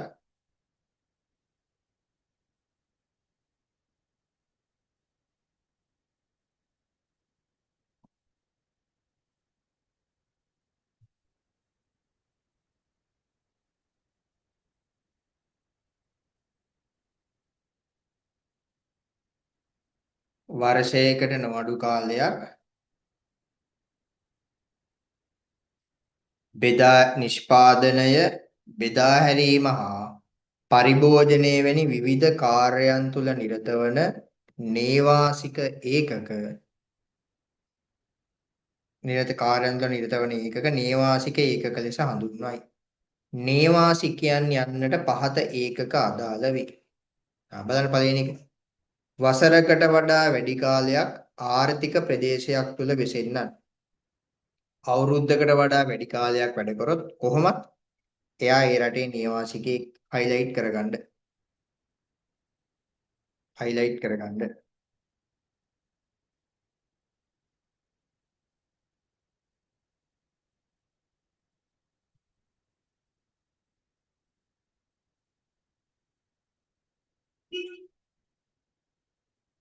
හයිලයිට් කරගන්න.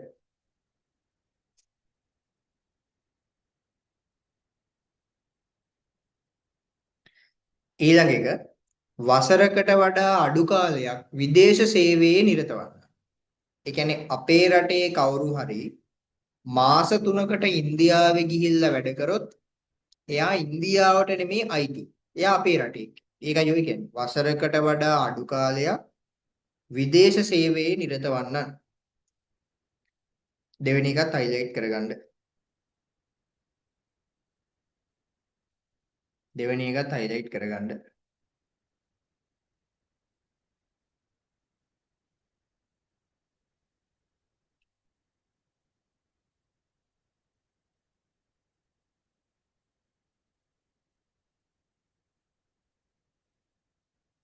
තුන්වෙනි එක. මෙතන ළමයි ගවන් යානා නෙමෙයි ගුවන් යානා. එතන හදාගන්න. ගුවන් යානා හා නැව්වල සේවය කරන කාර්ය මණ්ඩල සමාජිකයන්. එයත් අපේ රටේ නේවාසිකයන්. හයිලයිට් කරගන්න.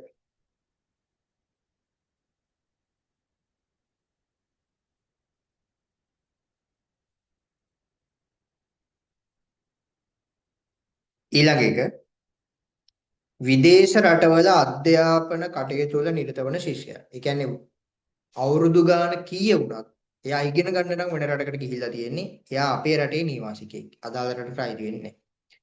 ඉන්දියාවෙක් කෙනෙක් අපේ රටට ආවොත් අවුරුදු ගානකට ඉගෙන ගන්න අවුරුදු 10කට වගේ ආවොත් එයා අපේ රටට අයිති නෑ. එයා ඉන්දියාවට අයිති. මේක හයිලයිට් කරගෙන මෙන්න මේකට තව ලකුණක් දාගන්න ළමයි විභාගවල මේක ගොඩක් අහලා තියෙනවා. MCQ වල එහෙම. මෙන්න මේක පොඩ්ඩක් තව ලකුණක් දාගන්න හයිලයිට් කරන්න.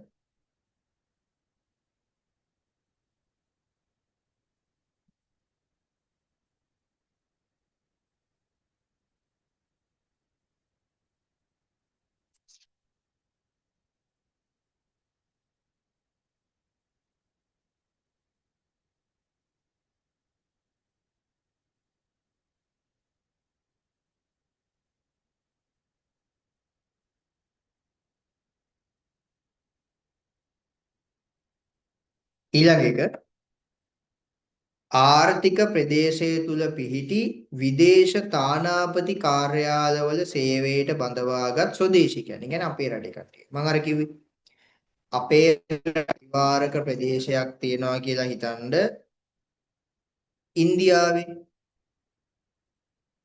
ඒතර පරිවාරක ප්‍රදේශය කියන්නේ ඉන්දියාවේ තිබ්බත් ඒක අපේ රටට අයිති දෙයක්.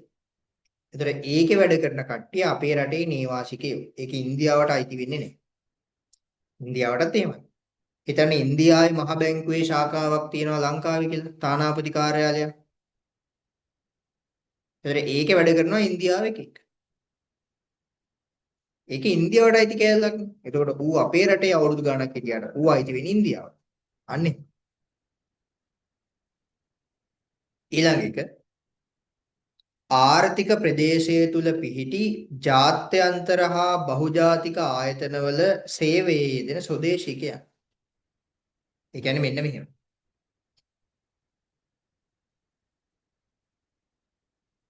දැන් හිතන්න ලංකාවේ තියෙනවා ඉන්දියාවේ කම්පැනියක්.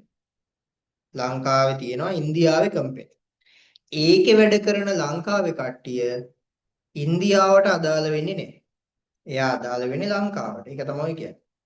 ආර්ථික ප්‍රදේශය තුල පිහිටි. ඒ කියන්නේ අපේ රටේ තියෙන ජාත්‍යන්තර හා බහුජාතික ආයතනවල සේවයේ දෙන ස්වදේශිකයන්.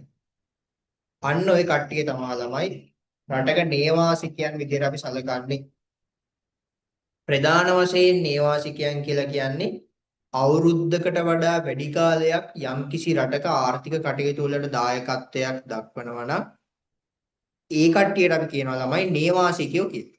හැබැයි ඊට අමතරව නේවාසික භාවය කියන්න මෙන්න අර අපි ඊට අමතරව නේවාසික භාවයට අපි කතා කරපු දේවල් මේ විදිහට අයිති වෙනවා. තේරුණාද? මෙතෙන් යනකම් තේරුණාද? මට මැසේජ් එකක් දාන්න බෑ ටක් ගන්න.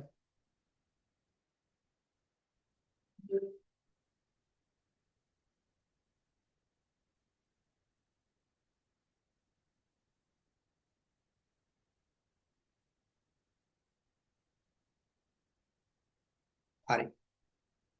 එහෙනම් ළමයි මම මෙතනින් මේක අද ඉවර කරන්න. මේකේ මොකක් හරි අදම බලන්න ළමයි මේ පාඩමේ ටුක්ටක් අනිත් ඒවාට වඩා ටුක්ටක් අමාරුයි ඇත්තටම. ඇත්තටම අමාරුයි. ඒතර අද කරන දේ අදම බලන්න. අයිලම් ප්‍රශ්නාගේ එදිනෙදා දේ එදිනෙදා කරන්න ඕනේ. මේ ඒක තමයි වෙන්න ඕනේ. සහ රෙකෝඩින් බලන්න තියාගන්න එපා. රෙකෝඩින් එකකුත් දෙනවා. ලයිව් එකට ඇවිල්ලා මේක ඉවර කරන්න. ඒතකොට පැය දෙකයි නම් පැය දෙකකින් ඉවරයි. ඔයා ඔගේ රෙකෝඩින් එක බලනවා කියන ළමයි පැය දෙකේ එක බලනවා පැය 6ක් විතර. ටුක්ටක් බලනවා, ආය අම්මා කතා කරනවා, ආය නවත්තනවා, ආය FB යනවා. එහෙමනේ බලන්නේ. මේක දැන් පැය දෙක පන්තියට આવොත් ඉවරයි. ඒකඳ පුළුවන් තරම් එන්න පාඩම තේරෙන්නේ නැත්නම් ආය රෙකෝඩින් එක බලන්න. ඒකඳ මේ වැඩ ටික තමයි පිළිවෙලට කරන් යන්න.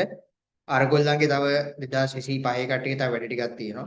ඒ කියන්නේ අපි ඔක්කොම වැඩ ටික ඉවර කරලා ඉන්නේ. අර ඇඩිෂනල් වැඩ ටිකක් තියෙනවා. ඒ ටික කරලා පළවෙනි රිවිෂන් එක පටන් ගමු. එහෙනම් මම අදට මෙතනින් නවත්තන්නම් ඈ. ඊළඟ සතිය අපි මේ ටිකක් වැඩිපුර කරමු. අද පළවෙනිම දවසේ ඉඳලා තමයි පැය දෙකක් කරේ. හරි නේද? හරි. එහෙනම් good night හැමෝටම. මම මෙතනින් මීටින් එක එන් කරන්නම්.